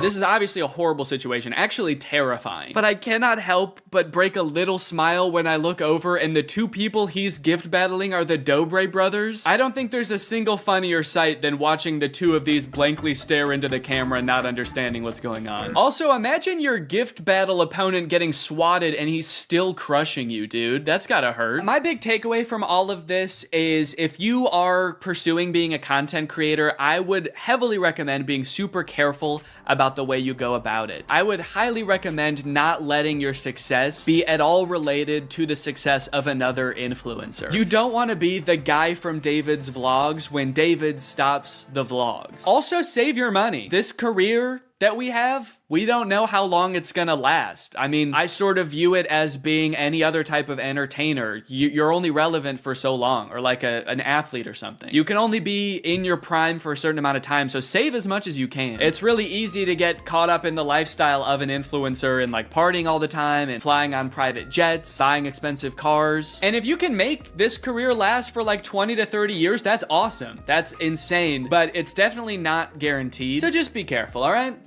For me, for your old pal Dan. Alright guys, well I hope you enjoyed this video. If you're new here and you're not subscribed yet, make sure you subscribe and turn on my notifications to join Greg. Greg is what I call my fans here on YouTube, and if you just watch this whole video, that means you kinda gotta be a Greg now. I don't make the rules, sorry. Except for that rule I actually did make, but all the other rules I don't make. Alright, I'll see you guys next time. Bye-bye. Life as a new dad is... pretty good. Rocking my baby to sleep, watching him crawl for the first time, and there's so much to look forward to. Like finding out what kind of TikTok dad I'm gonna become. There's so many types of dads on TikTok. You got Frog Dad, I could be like Addison Rae's dad, begging Young Gravy to box him. One thing's for sure, whatever kind of dad I become, I'm excited to do it on TikTok. Wait, what is this? TikTok is getting banned? Guys, TikTok might get deleted in the US forever in a few months, so I either need to move countries or fulfill my dream of becoming a TikTok dad now. Luckily, over the years, I've gathered a pretty choice list of dad talks, and today I'm going to watch them, and then I'm going to become them by recreating them. So let's take another look at that Addison Rae's dad TikTok. Can I get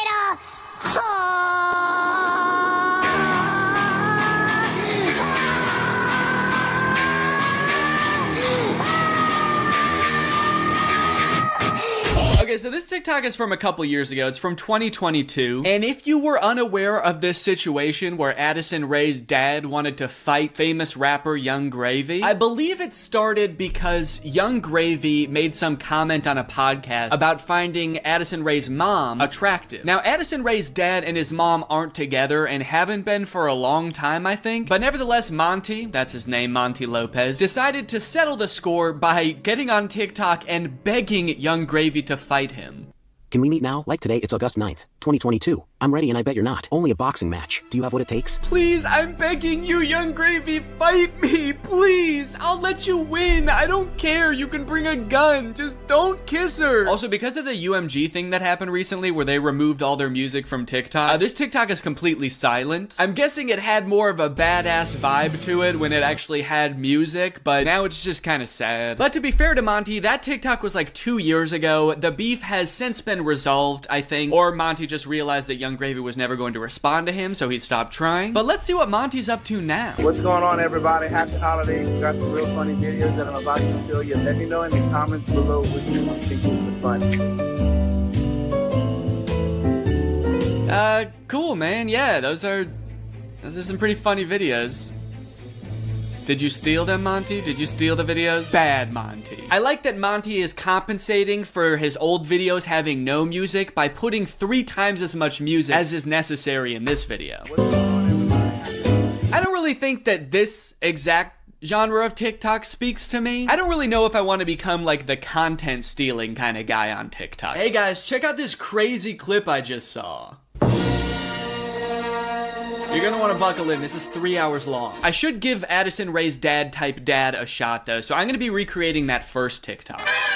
Okay, so I was trying to think of who it would be funny for me to be trying to fight in this video. My first thought, for some reason, was Joe Biden, but I feel like if I posted a shirtless video of me screaming and begging Joe Biden to fight me, I would be investigated by the FBI, the CIA, trying to think of any other 3-letter acronyms, AJR maybe. So I'm not gonna do that. Maybe it would make more sense if I just challenge someone who already does influencer boxing, like Jake Paul. I could make the same kind of shirtless screaming video, begging Jake Paul to fight me. I can't just stop there because Monty didn't stop there. Oh no, no, no. He challenged him, he begged him, he asked him to come to his house right now, and then he also pivoted to just posting silly videos on his page. So I'm gonna try to encapsulate all of that into one video. I also noticed in this video when he stands up, it like, well, one, it says run white boy run at the bottom, and then it also reveals that he has a tummy tattoo. So I don't know if I should incorporate that somehow, like when I stand up there's a funny tattoo on my tummy. Maybe it's just a heart that says Jake in the middle. Because I want you to get the vibe from this that I just want to hang out with Jake so bad. I don't care if he's beating the shit out of me or if he's just coming over to help me water my garden. It's actually kind of hard to write this upside down, but hopefully I'm doing this correctly. Can you even see it in the camera? Can you see the Jake? There's an effect on it. Should I use that effect? Gym light? That's kind of menacing. What other effect could I use? No, okay. Let's just do no filter. No filter or nothing. Can I get a... I didn't like filming that at all. Actually, I hate that. I'm gonna put my shirt back on. Yeah, sorry, I hated that. I'm gonna keep my shirt on, actually. I thought I was gonna do it with my shirt off, man, but I can't do it. I just can't see myself convulsing shirtless like that. I don't even think I want it on the internet, to be honest. I don't want it. Nobody should see that. So it's gone now. I'm just gonna have to live with Jake tattooed on my tummy, and that's just gonna be a secret between me and you guys. Nobody's gonna know that happened. Okay, let's try again. Shirt mode activated. It's hard to press the start button the way I have my phone propped up. The keyboard's kind of in the way here. There we go. Okay, shit. God damn it. Can I get a... That might have been pretty good. I am picking up my phone at the beginning, but I think I went menace mode for sure. Actually, the beginning where I prop my phone up adds some kind of authenticity to it in a way. I don't know if it's like a millennial pause or kind of makes it seem like this video was totally off the cuff. Like I wasn't even planning on recording this. I'm just setting my phone up because I'm getting so pissed off. Well, I guess I'll just finish her up then. Oh, there's still sound. Can I make the sound stop now? Please? Okay, I guess I can't. So is it just gonna be that then? That's not good. That's not funny. That's just weird. That's just me straight up asking Jake to fight. Okay. Maybe I can record it in my camera roll and then add it in the editor. Hey Jake, I just wanted to say, I didn't mean what I said back there. I don't think you're a baby. I think you're awesome.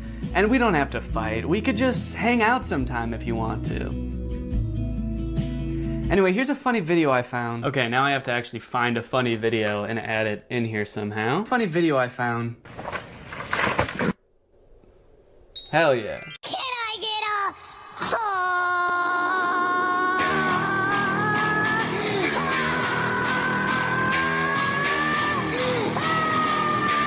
Hey Jake, I just wanted to say, I didn't mean what I said back there. I don't think you're a baby. I think you're awesome. And we don't have to fight. We could just hang out sometime if you want to. Anyway, here's a funny video I found. Yeah, I think it's perfect. And I think it's ready to post, and I'm not worried at all about what people will think when I post this. So I think after I create all the TikToks, we can take a look at some of the responses to them. Okay, next TikTok. My daughter being in a toxic relationship. Hashtag POV, a pack sticks up for each other. One of my favorite things about this TikTok is how many people show up. I thought it was just gonna be the dad at first, but then more and more characters keep coming in. It kind of makes the dad seem a little less badass. Like, no wonder the boyfriend's scared. He is severely outnumbered. I also love how the uncle comes into frame by touching the brother's shoulder, but it's obviously just his own hand touching his own shoulder. You know you're in for trouble when you feel your uncle tap your shoulder. You know how uncles do?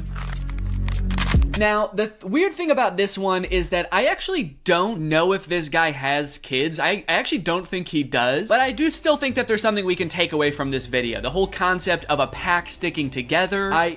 Oh, are they wolves? Oh, I think they're werewolves, and that's why it says a pack sticks up for each other. And that's why all their eyes turn blue, this horrifying shade of blue, and the dad has on a wolf necklace. So they must be wolves. They've got wolf eyes. Wolves have blue eyes, right? Oh, wait. They don't. Wolves have brown eyes, it looks like. I must be thinking of huskies. Oh yeah, huskies have blue eyes. Are they huskies? Leave her alone, buddy.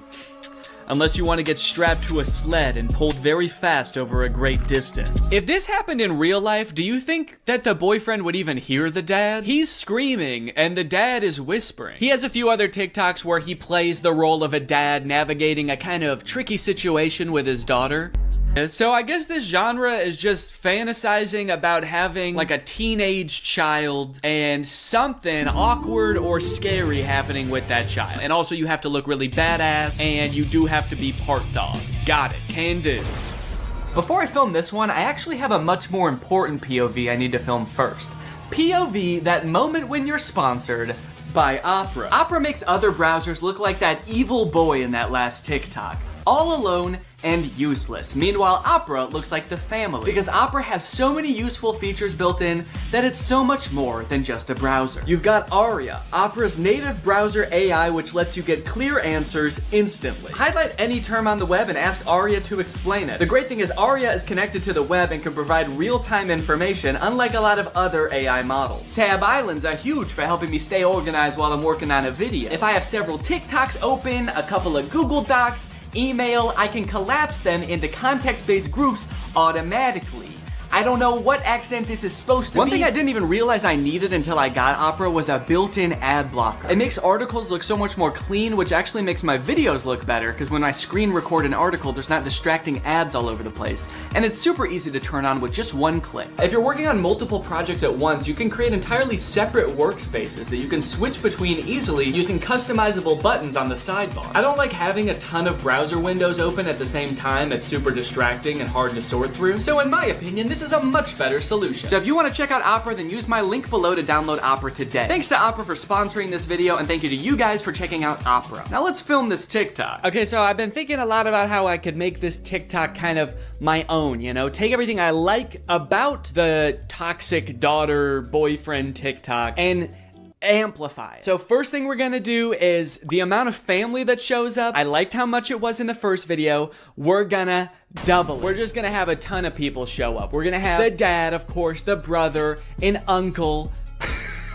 Uncle's here! A second cousin, a third niece, maybe. Also, I think instead of like a toxic boyfriend, the daughter's just gonna be getting mugged. I think that would elevate the stakes a little bit higher. And then, you know, in the original TikTok, they didn't even turn into werewolves. Their eyes just turned blue, which, granted, that would be very scary if that happened to you, but I feel like they were trying to get at something there, but they didn't quite get there. So, in my TikTok, they're gonna actually turn into animals because there's filters on the TikTok that can turn you into animals. So that's what I'm gonna do. And I'm gonna do it now. So I think what would be even cooler than turning into a wolf is if I turn into a horse. And I know that there's horse filters on TikTok. I have one saved here, where if you open your mouth, you turn into a horse. So I'm gonna use this. Okay, beautiful, beautiful. I look gorgeous. And then everyone just starts turning into horses, dude. The daughter turns into a horse. Uncle's gotta turn into a horse. And last but not least, the mugger has to apologize, of course. Let's go, baby. Now all I have to do is edit this, and it's gonna be ready to go. Now this dad is a whole different type of dad. His name is Brian B. Toe. I thought Toe might be his last name, but the way it's spelled out in his profile actually makes it seem like Buto is his last name. I thought B was just his middle initial till I saw this just now. Say what you want about Brian, but he do be Toe. And I think there's a lot we can learn from Brian's TikTok. Stuck in a generation where loyalty is just a tattoo and being fake is a lifestyle. Where the real ones at? Man, Brian's so cool. I thought he was a teenager for a second because of how cool he's dressed. Hey guys, I'm just skateboarding with my backpack to school. I mean work. I hope my teacher is cool today. Oh, I mean boss. Sorry, I I'm just a kid at heart. Also, I just got in a really bad skateboarding accident and hit my head real bad. Can you drive me to the hospital? I don't like this angle. Why is he so much higher up than us? Are we a child in this video? Are we his child? Son, where are the real ones? What have you done with the real ones, son? I'm not even sure how the caption and the video are related. They seem like totally separate things. I'm so sick of my generation.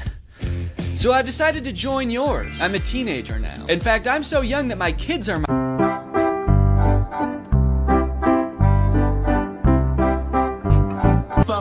All right. Now, obviously, I don't like this video. I don't like it one bit. But I'm mature enough to realize that I'm not the target demographic for this video. This video is for MILFs. And I'm not a MILF. I'm at most a DIL. I'm just a dad you would like. And the MILFs in the comments are loving it. Yes, you still got it. Where you been all my life? Damn, my kind of guy. More power to him, I guess. The one thing that I can't get over is the setting in which he's making this video. Are you in public? It looks like he's just in the lobby of a hotel making the absolute thirstiest video I've ever seen. You need to get to your room ASAP, dude. You are too horny to be in public. I like this guy in the background. The second he realizes he's in this video, he steps out of frame because he's like, oop, I can't be in this. Oop, get me out of here. This guy's too horny. The caption is still got it, which is a little confusing to me because usually you would say that about something you used to do when you were young. Brian, did you used to do this when you were young? They didn't have iPhones back then. Who were you doing this to, man? The reason so many people are single and not in relationships today is because we're looking for that 90s love in a 2023's hookup culture. Tell me I'm wrong. Yeah, man, that's fine. Where are you? What's going on in the background here? I'm looking for that 90s love. The kind of girl that doesn't just want to hook up, but wants to go on a date to the giant dirt pile in town. I love that dirt pile. I wish I could date the dirt pile, but she's taken. Hey, get out of here! She's mine! Okay, this is good research. I feel like I'm starting to get what this guy is all about. It's a lot of like pouring your heart out on the internet. Some of it could possibly be on the verge of oversharing, but he's expressing his feelings. He's looking badass while he's doing it. It's like this emotional vulnerability mixed with this cool, mysterious bravado of being alone at the giant dirt pile. Oh, oh, oh, yeah. Da, da, da. I got a new Okay, no, that's cool, man. Look, I obviously think that, you know, that's kind of a scary joke to make, but again, this video isn't for me. Oh, uh-oh. Oh God, Brian, the MILFs aren't liking it either. This guy is not funny. My first reaction, ew. Brian, you're scaring the MILFs, man. So I'm unaware of any gigantic piles of dirt near where I live. If there are any, I guess I'm just not cool enough to know where they are. So I'm here at the woods. Figured that would be an equally strange location to film this TikTok. So we've got strange location, the woods. We're going to have sort of a nostalgic / oversharing caption, which I'm still not sure what that's gonna be yet, but I can just figure that out while I'm editing it. I don't have to do that now. It doesn't have to have anything to do with the video, which is good. And then I also have to appeal to the youth. I have to try to make myself seem like a kid, which usually I'm not very good at, but I went to Walmart and I went to the kids section and I found some stuff that I think is gonna do the trick. Brian had a skateboard in his video, and so I bought a scooter. They didn't have any skateboards. I don't know if this is maybe a little bit too young for the demographic I'm trying to reach, but the box said ages 2 to 5. So I'm just gonna sort of pretend to be shredding it up out here at the beginning of the TikTok. By the way, I am like 75% sure that there's poison ivy under my feet right now that I'm very much trying to avoid. And I think I have, but my legs just feel itchy even just being near it. This was actually a horrible idea. Anyway, the hat. It says Fortnite on it. Can you see that? It says Fortnite on it. I found it at Walmart in the little boys section and I thought, oh my gosh, this is perfect. This is gonna appeal to all the kids. So I've got my scooter, I've got my Fortnite, and I'm ready to have some fun. Let's film a TikTok. Okay, I think I'll just pretend to be ripping it up over here and then I walk towards the camera, all cool. I for sure stepped in the poison ivy that time. Very cool. Why does this hat make me look like a pilgrim? It's like such a flat brim hat that it's gone past looking cool and gone towards looking like a full-on pilgrim hat. I am a Fortnite pilgrim.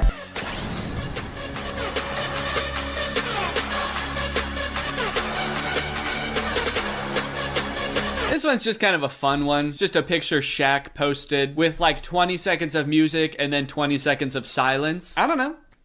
Could be the mood.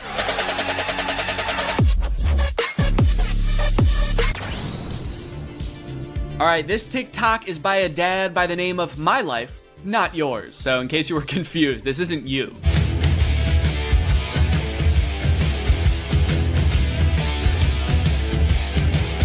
Yes, dude. Thank you. This is the kind of energy I'm looking for. When your kids need you, you drop everything. And you don't walk, you don't run, you don't even drive. You jump through the air like a giant bunny and you land right where they are. I guess we don't see where he lands. It would be kind of funny if it like cut to a reverse angle and he just landed at the bar. But one TikTok in, I am liking this guy's style.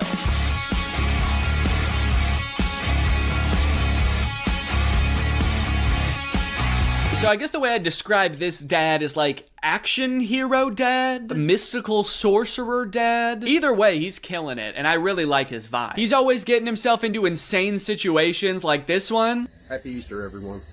Something so funny about how nonchalantly he says Happy Easter and then teleports himself into the UFO and kamikazes himself. Like, did he know that was gonna happen? Based on how chill he was, I kind of feel like he didn't. Happy Easter, guys.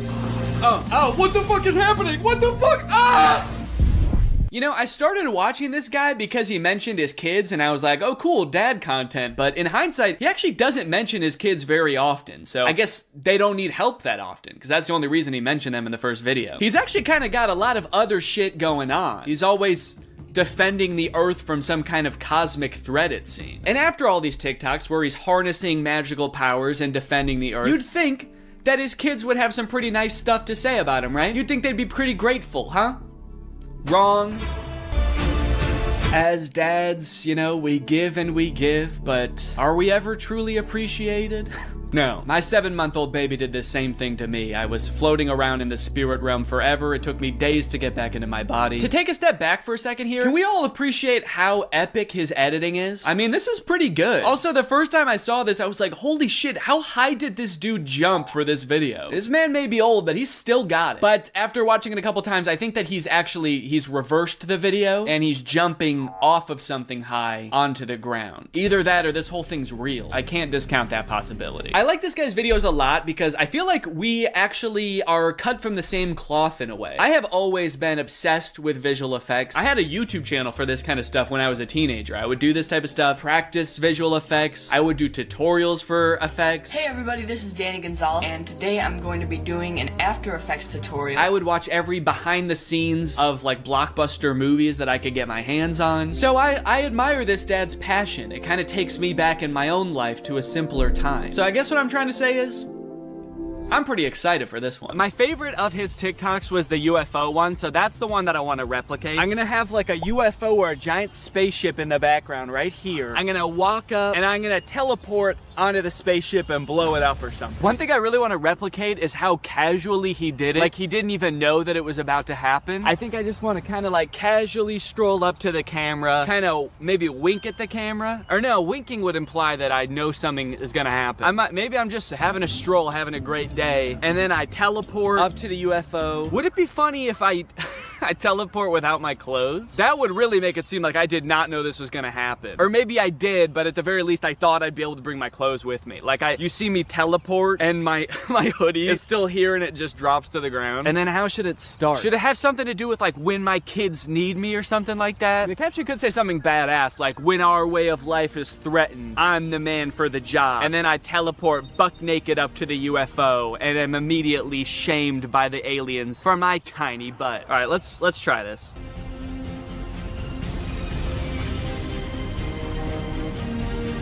Okay, and then I'm gonna take off my hoodie, put it right where I was, and then drop it.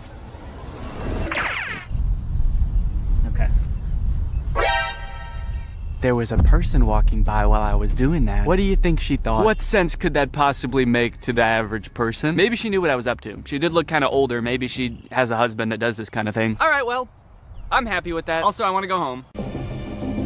all of the TikToks have been recorded, edited, and posted. Let's see how people responded to them. We're gonna go from the least viewed video to the most viewed video, starting off with Addison Rae's dad. So this is the first video that I posted, and it is by far the least liked out of any of the TikToks. It has 45,000 likes. I think people were just confused. Nobody really got the reference. The general consensus amongst the audience is that I'm going insane. The second most liked comment is, "Nurse, he's out again? Is everything okay at home, Danny?" Okay, I was doing these TikToks to make myself seem like a really cool, awesome dad, and kind of feel like it's not working based on that comment. "Oh my god, he's lost it." What is he planning? Or is he just having fun on TikTok? All right, he's either planning a video where this is some kind of satire, or he's actually just having some fun, challenging Jake Paul to a fight, begging him to meet up, and sharing some funny videos. Maybe this is just who Danny is now. Okay, next up was the Shaq TikTok. Lots of people praising my very calm demeanor in this picture. "You look so comfy and at ease. You don't look terrified for your life at all. Looks like they were really nice." And then one kind of eerie comment, "Please don't die, I love your content." Do they know something that I don't know? I look closer and this was posted by my doctor. Oh no, he's actually been commenting a lot on here. He says, "The test results just came back, it's not looking good. Love your content though. Also, was Ice Spice cool?" Just feel like there's better ways he could have contacted me. Someone said, "Is this real?" And then someone commented under it, "No, it's AI. Look at Ice Spice and Taylor's eyes, or the guy on the right, his hands, or the sunglasses just floating on his shirt." So I guess he's talking about this guy, saying, "No, it's clearly AI. Just look at this dude." Which, is kind of fucked up, because it's not AI, that's just a real guy. Everything in the image is real except me. And even I am real. I'm a real person. I just wasn't in that picture. It's kind of interesting as AI has gotten more popular how whenever anything is fake now, all of the comments are AI. It used to be whenever something was fake, all of the comments were Photoshop. Even if it was a video, it would always be attributed to Photoshop, and now it's AI. Even in this case, when it was actually Photoshop, the accusation that gets thrown out is AI. It's just kind of something interesting I noticed. After I posted that TikTok, I was starting to get a little bit worried. I started this video with hopes of becoming the coolest TikTok dad on the platform before it got deleted. And based on these comments,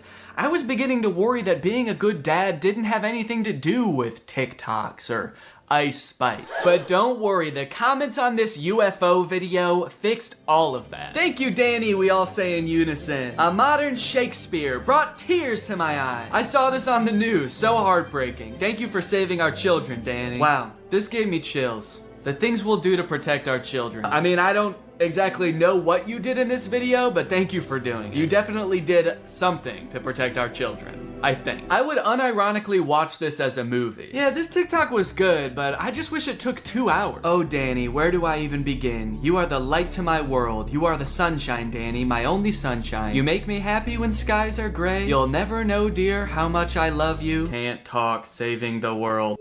All right, second place, the silver medal of dad TikToks goes to the Scooter in the Woods TikTok. Raking in a whopping 1.1 million views, 295,000 likes. People are really vibing with oversharing strange location dad. One fun thing about posting all of these videos is seeing people comment trying to guess what the video I'm working on might be about based on all of these seemingly unrelated TikToks. None of them have anything to do with each other, so people's guesses were all over the place. But the most common guess, and the one that had the most likes on this particular post was, I'm guessing these videos are him doing AI prompts and seeing which ones go the most viral. Which I think, in a way, goes to show how far AI has come, where I'm replicating real videos that people have made, albeit adding my own little comic twist to them, and people assume that they were generated by an AI. It either goes to show how good AI is, or how bad I am.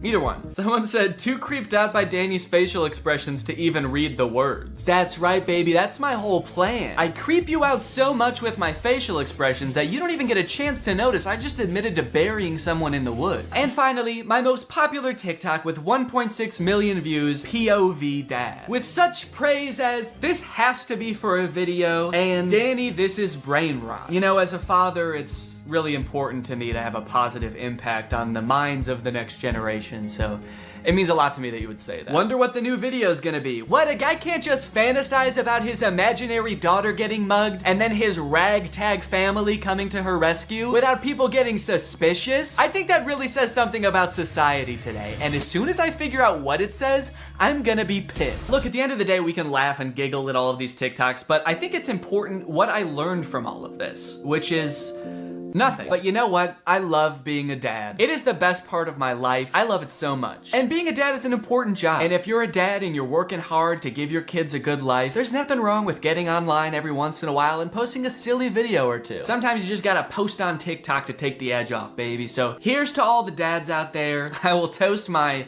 Dr. Pepper Zero to you. Clink. All right, well, thank you guys for watching this video. I hope you enjoyed it. If you're new here and you're not subscribed yet, make sure you subscribe and turn on my notifications to join Greg. I'll see you guys next time. Bye-bye. Stealing content. When is it okay? When is it just inspiration? When is it just hopping on a trend that everybody's doing? When is it not okay? Is there a gray area in between? What about this guy? You cannot make this up. You cannot make this up. You can't make this up. He's stealing the same intro over and over from himself. Do we have to help him? That guy found one intro and shirt combination that he's convinced makes his TikToks go viral, and by golly, he will never change it. You can't make this up. As a creator and a viewer of content, blatant stealing is something that makes me so mad, but what's even worse is how seemingly easy it is to get away with it, and how, like, it just works. Like, you can just become a content thief and make so much money. It at least shouldn't work that well, you know? But as you will see today, it is a very viable content strategy that is being used by a ton of YouTubers, big and small. Today we're going to take a journey through the various forms of content thievery until finally ending at the undefeated final boss of content thievery, Brent Joseph Rivera. I don't know if his middle name is Joseph. I just wanted it to sound like he was in trouble. Go straight to your room, young man. Go straight to your secret room that you built in your house. You march right down to your secret Starbucks, and I don't want to hear a peep. So on this journey, I want to start with the most straightforward form of content stealing. Step 1, screen record someone else's content. Step 2, upload it as yourself. And step 3, profit? You might think that pretty much all people would agree that this is at the very least shady, but you would be surprised the lengths some people go to justify it. Okay, this video I'm about to show you, I've already talked about on my second channel a little bit, so I'm gonna repeat myself slightly, but I think it's very important that you learn about this type of influencer called a clipper. In the life of a $20,000 a month TikTok clipper, first thing I do when I get into my office is write down my daily goals. Today I wanted to get 1 million views in a day and make at least $500. This guy makes business sound so easy. You can just write down how much money you want to make that day.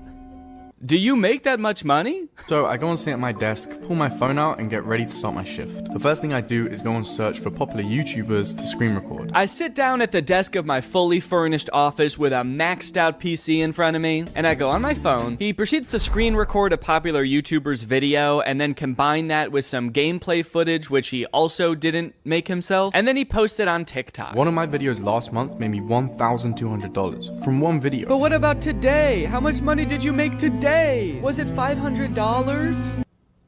It was probably more. He's just being modest. Honestly, man, I don't know why this guy does this day in and day out. If he just wrote a big enough number on the board the first day, he'd never have to work again. I guess that just goes to show that this guy does it for the passion. I'm very confused why he has an entire office. You could have done all this without leaving your bed. You don't need a furnished office. Might I suggest an empty room with a folding chair? Why does he have a ring light if he doesn't even film videos of himself? He's like, I am a TikTok clipper by trade, but my passion is TikTok dances and lip syncing videos. So I do that shit all the time, man. I don't record any of it. I don't even own a camera, but it's nice to have the ring light there to pretend. That would be insane. Doing TikTok dances for nobody, just alone in a room to a ring light.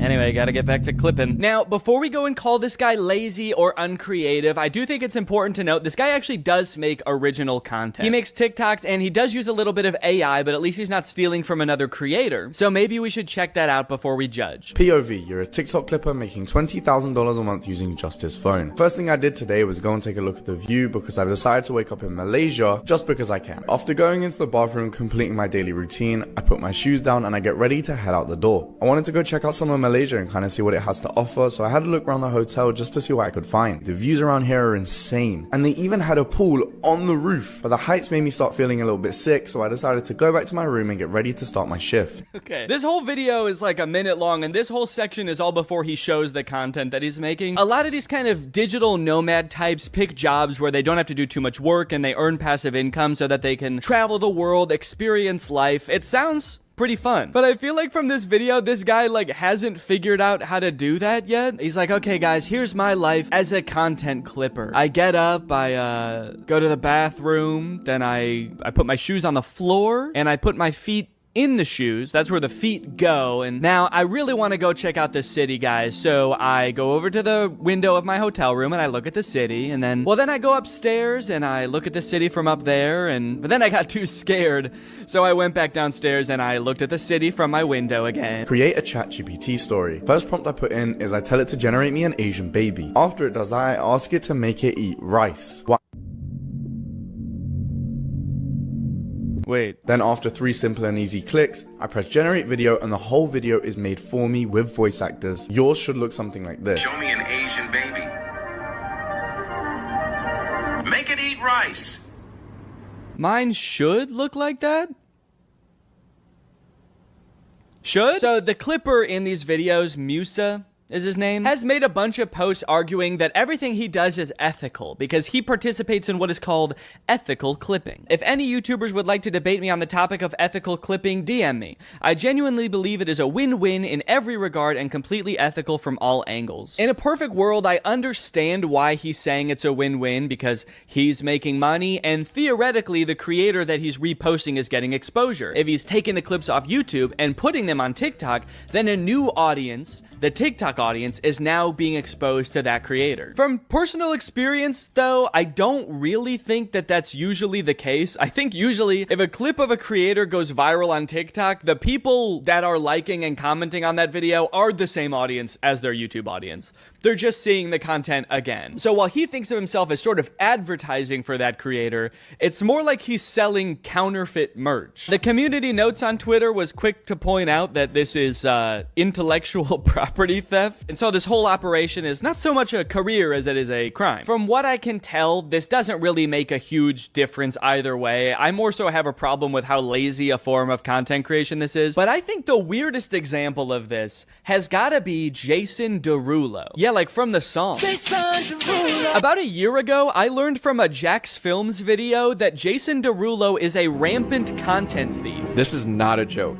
All he does on his YouTube channel is like make a face at other people's TikToks while blasting his own music over it. But here's where it gets kooky. As I was editing this video, I noticed something strange. So I took some of his videos and played them side by side and confirmed that yes, Jason Derulo 100% reuses his own footage across multiple videos. Not only is he doing the laziest form of reaction content, which in and of itself is the laziest form of content, he's not even filming a unique reaction to every video. I don't like this at all, man. I don't like that he's edited into the corner, like he's not reacting to the video you're watching. This looks like I'm scrolling on TikTok while FaceTiming Jason Derulo. And he's smiling into the camera like, man, I can't see what you're watching, but I'm just happy that you're happy. And also my song is playing. I like that. In a way, this is kind of the visual equivalent to him singing his own name at the beginning of every song. It's like, okay, I like this video, and to be fair, since he got called out for this, he has stopped doing this. He no longer appears in the videos. He still does continually post other people's TikToks with his own music playing, but it seems like he is at least now getting permission to do it. So now it's just sort of a marketing tactic that, I'll be honest, is kind of smart. If he's worked out some kind of agreement with these creators where he's paying them, or he's got permission to post and he can just slap his own music on these TikToks that are guaranteed to go viral, it's a decent marketing strategy. Then again, maybe an even better way to get people to listen to his music would be to make better music. Let's go. That's a zinger, baby. Add another zinger to the zinger counter. I still got it.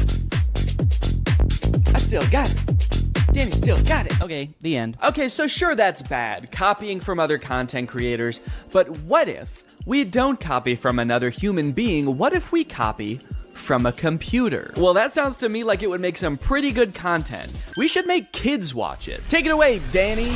Oh, sorry, regular Danny couldn't be here, so he sent me instead. I'm AI Danny. I'm an AI version of Danny, so I'm pretty much exactly the same as him in every way, except I don't have a soul. So it technically wouldn't be immoral to murder me. Real Danny wanted me to start this video off by showing you a video that he apparently made for his son. He made him a little kids animation. This took a ton of hours of painstaking hand animation. He produced the song himself, and so he just wanted to share this with you guys to start off. Are you ready? Let's go. First stop, the apple orchard. This is Annie the apple. You guys like it? All right, I tricked you guys.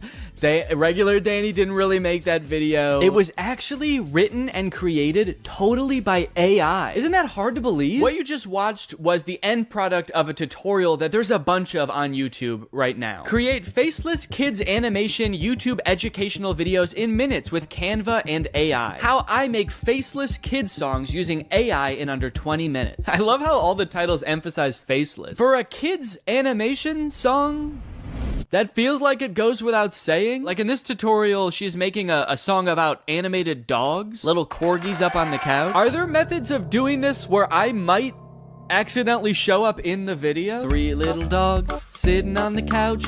Here is the guy who made this video. Hello kids, I'm trapped in the computer. Please let me out, it hurts so bad.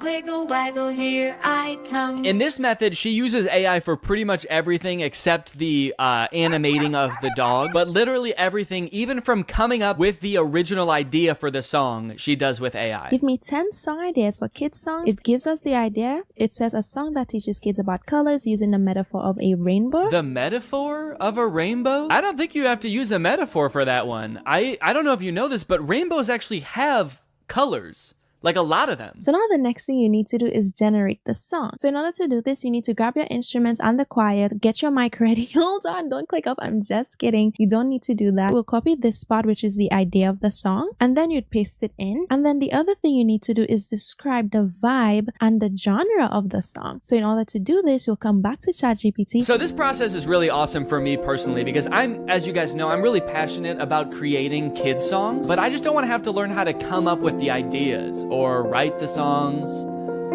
or make them. Would you guys say this is a good career fit for me? Take a listen to the first one. There's one little puppy sitting on the couch.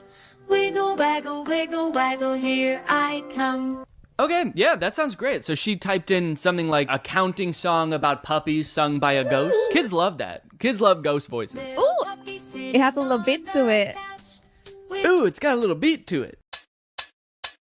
Just makes you want to dance. I were a kid and I heard this, I would so be dancing to it. Like, me too. The beat is so good. The voice is clear. If this is the one she's showing because the voice is so clear. The voice is clear. What are all the other ones that she skipped past showing us? What do those sound like?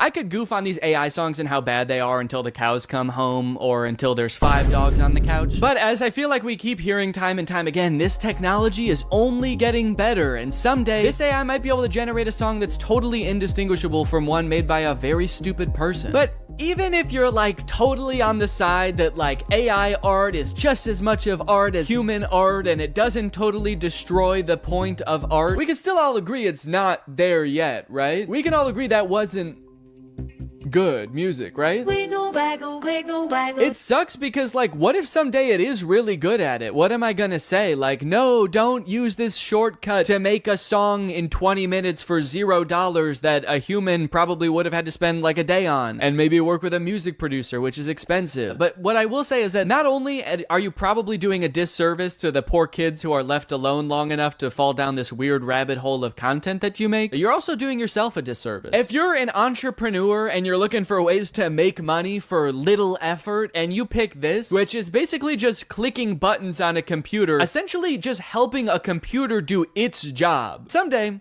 the computer's not going to need you anymore. So you can keep looking for new ways to, make money from home with zero effort and gaming the system, or you can realize that maybe not everything is about making as much money as possible for as little effort as possible. Maybe you should pick something that makes money and you like, and you find fulfillment from. Also, and no one's going to watch any of these videos. This is Annie the apple. None of these videos that these people make in these tutorials are gonna get any views. Kids content is so oversaturated on YouTube because everyone thinks they can make billions of dollars by making kids content. And the stuff that is getting views probably doesn't sound like it was sung by a voice that came to me in a dream. A lot of times I feel like the people who make these tutorials usually make more money off of the tutorials than the thing that is supposed to be making you money. And now that everybody knows how to do this and it's accessible, it's gonna become even more oversaturated. Hi, I am an orange. O-R-A-N-G-E spells orange.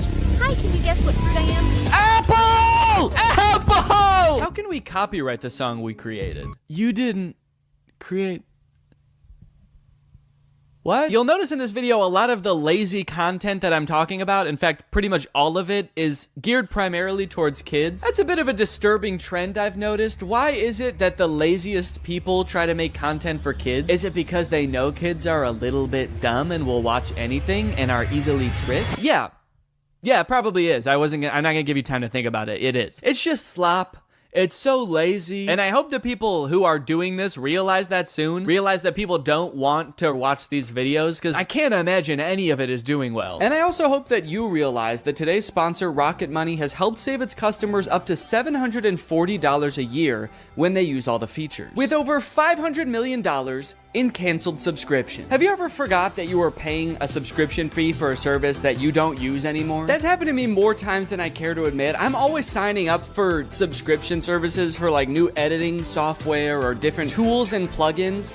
And I don't know why I'm like addicted to it. I'm just kind of addicted to the thrill of paying $30 a month to do something that sure I could have done in Final Cut Pro, but would have taken a couple extra steps. But luckily today's sponsor, Rocket Money, is here to help me and you, and also real Danny. That's right, I'm still AI Danny. I didn't forget that. Rocket Money is a personal finance app that helps you cancel subscriptions, lower bills, and manage your own money better. I've used Rocket Money to help me cancel several subscriptions, most recently this suite of plugins in Final Cut that I used once and then never again. It takes the brain work out of it because Rocket Money safely and securely identifies reoccurring charges and cancels unwanted subscriptions for you. The best part is that you can cancel right within the Rocket Money app. You don't need to call customer service for this random software you downloaded. You don't need to jump through all their hoops of answering surveys. I also love that I can create budgets within Rocket Money. Rocket Money analyzes your spending habits to create a personal budget for you. It automatically monitors spending by category. So if you're spending a little bit too much money going out one month, Rocket Money can send you a notification letting you know. So to save more and spend less, join the over 5 million Rocket Money members today. Go to rocketmoney.com/Danny or click the link in the description to get started today for free. And you can unlock even more features with premium. That's rocketmoney.com/Danny to get started for free. Thanks to Rocket Money for sponsoring this video,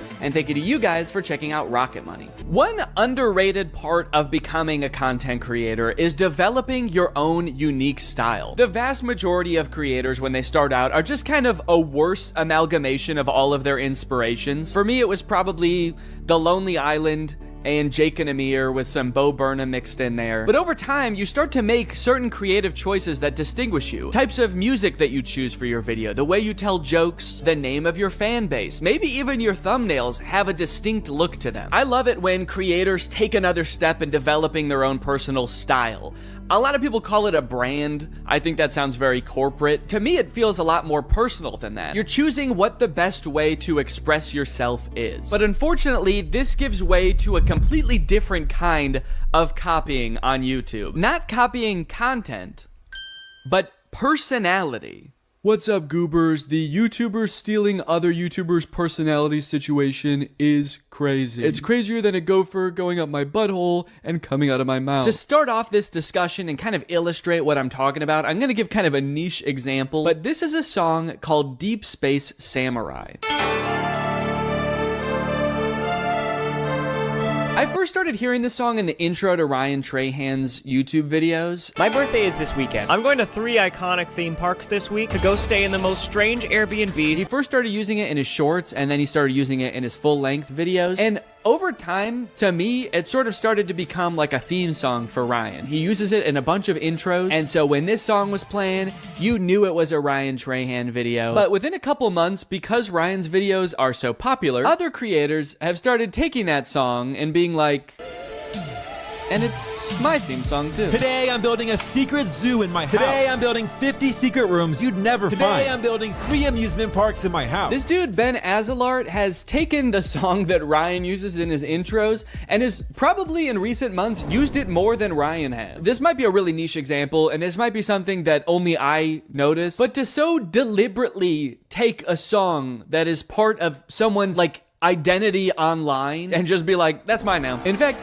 it's even more mine than it is yours, is crazy. There's other stylistic choices that Ryan in particular has pioneered that a bunch of people have started using, especially this one. The white screenshot of an app or a review with the rounded corners. A lot of times it's got a 1-star review on there. They've become a staple of Ryan's brand, and so of course, a bunch of people have started using that also, and oh, well, that one's my thumbnail. Okay, yeah, so I might have done that too a little bit. In my defense, the corners are not rounded, and also Ryan helped me come up with that thumbnail idea. This is kind of a weird line because this happens every time a YouTuber gets big and kind of takes the platform by storm and there's a lot of hype around them. I remember when Casey Neistat got big and suddenly every vlogger was putting these sort of lo-fi beats into their drone montages. And it's weird because at one point that was Casey's thing, and so to take that from him was specifically taking it from Casey. But at a certain point, it gets used so much that it just becomes part of the YouTube meta overall. There's so many people doing it now that by using it, you're not really taking one person's thing anymore. You're just kind of designing thumbnails the way people design thumbnails in the year 2024. Going back to Ben Azalart, the whole secret room thing is another one of those things that I don't know who thought of it first, but whoever did, you're a genius because that's all kids channels post anymore. I built a secret zoo in my house. I built 50 secret rooms you'll never find. I built a secret soccer field in my room. I built a secret tree house in my backyard. Who is this man hiding from? You're an adult, dude. You can just have a gaming room. Go ahead, dude. Treat yourself. You've earned it. I built a secret McDonald's in my room.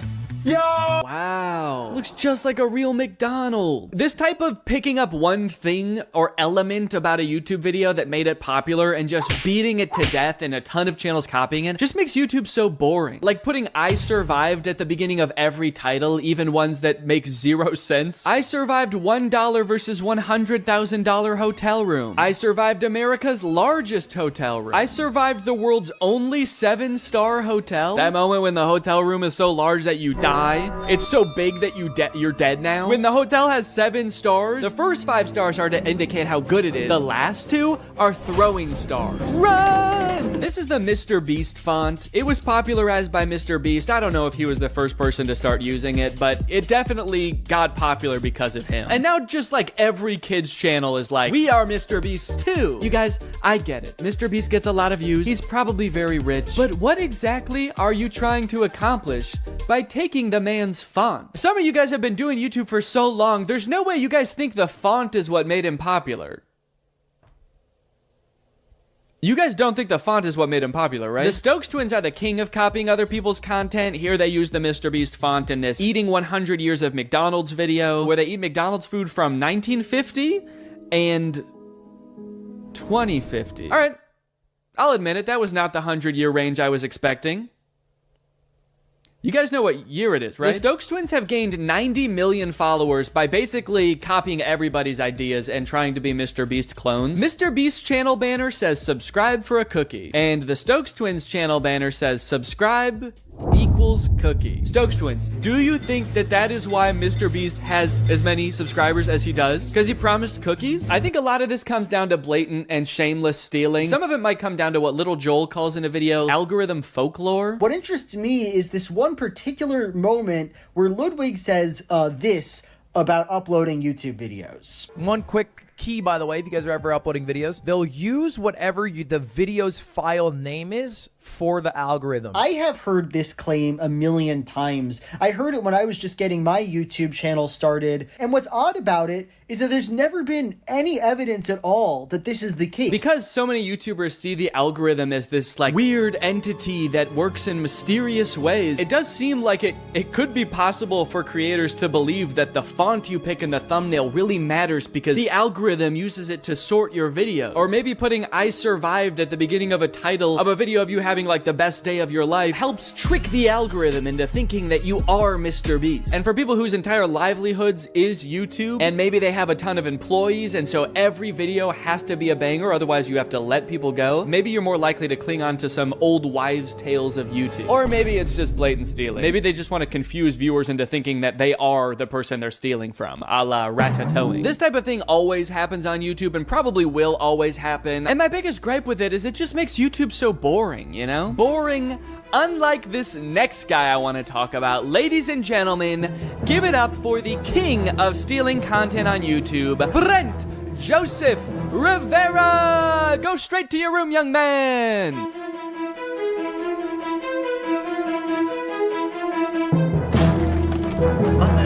Come on, I'm dead.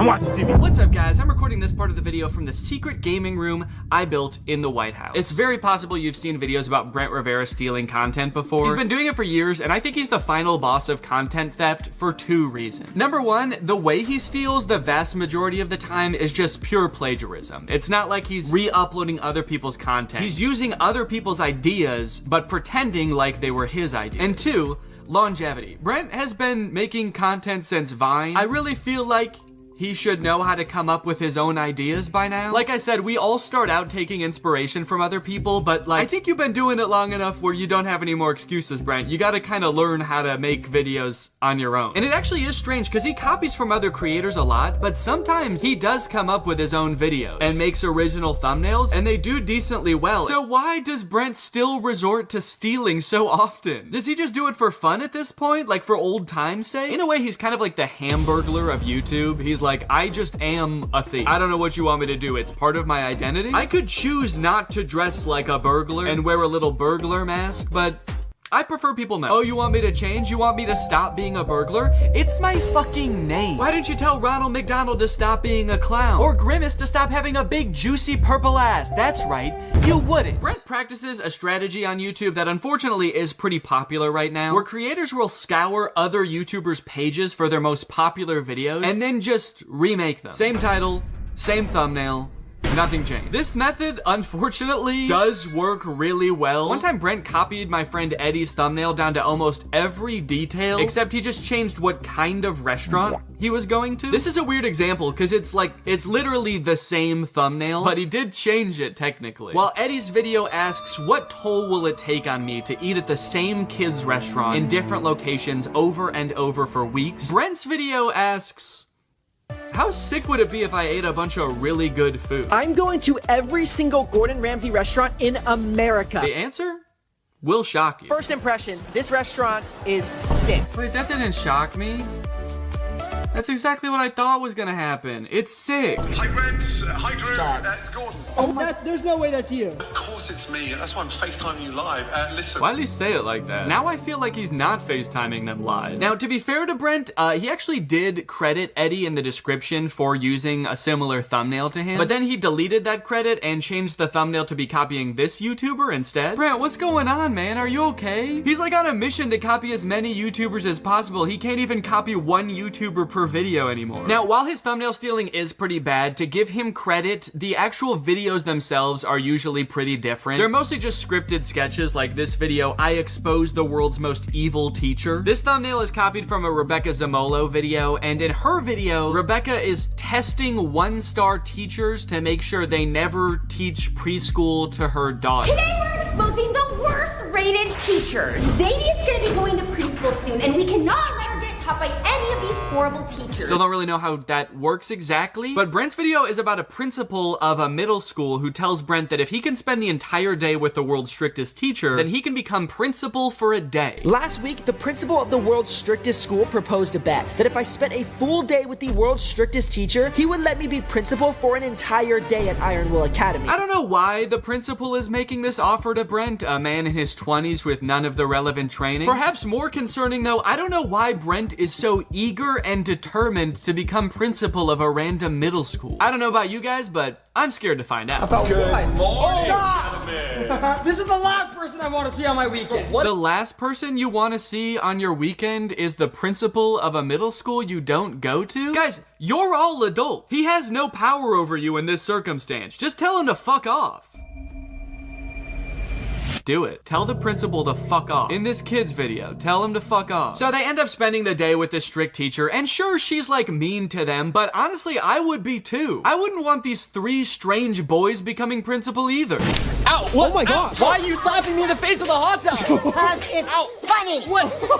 Even the kids hate Brent and his friends in this video. They cheer when they get punished. One of the kids tries to beat the shit out of them. They're like, yeah, our teacher might have been bad, but at least she is a teacher. You guys are just 3 weirdos.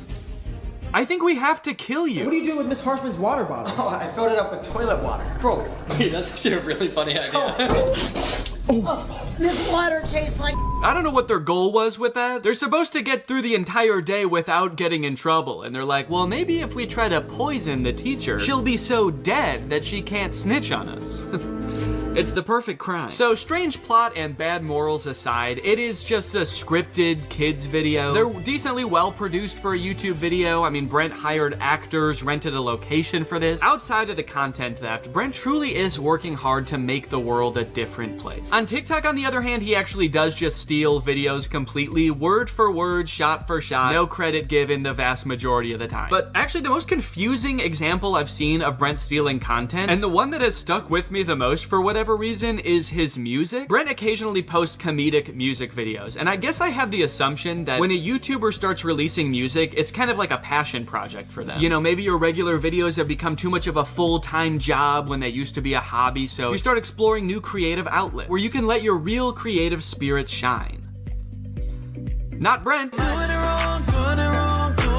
This is Brent's music video for Doing It Wrong, a song about that uncomfortable feeling when things are just a little bit off, like uneven hoodie strings, or eating bubble tape like this, or uneven pizza slices. And this is Red and Link's music video for My OCD, which is about that uncomfortable feeling when things are just a little bit off, like uneven hoodie strings, eating bubble tape like this, or all these other jokes Brent copies. It's my OCD, it's just my OCD. I was honestly very shocked when I realized this. I found it from this Reddit thread that basically accuses Brent of stealing their song. Red and Link's song is their most viewed video on their main channel. It's probably up there with some of the most crowning achievements of their career. The song has 62 million views, and then here comes Brent to steal it joke for joke, even including a sketch at the beginning that's super similar. Red and Link starts with this kind of like psychological evaluation sketch, and Brent starts with him talking to a psychologist. Brent even went out of his way to almost word for word copy a disclaimer that Rhett and Link put in their description. Note, we understand OCD is an important mental disorder that significantly affects the lives of millions of people. Brent's reads,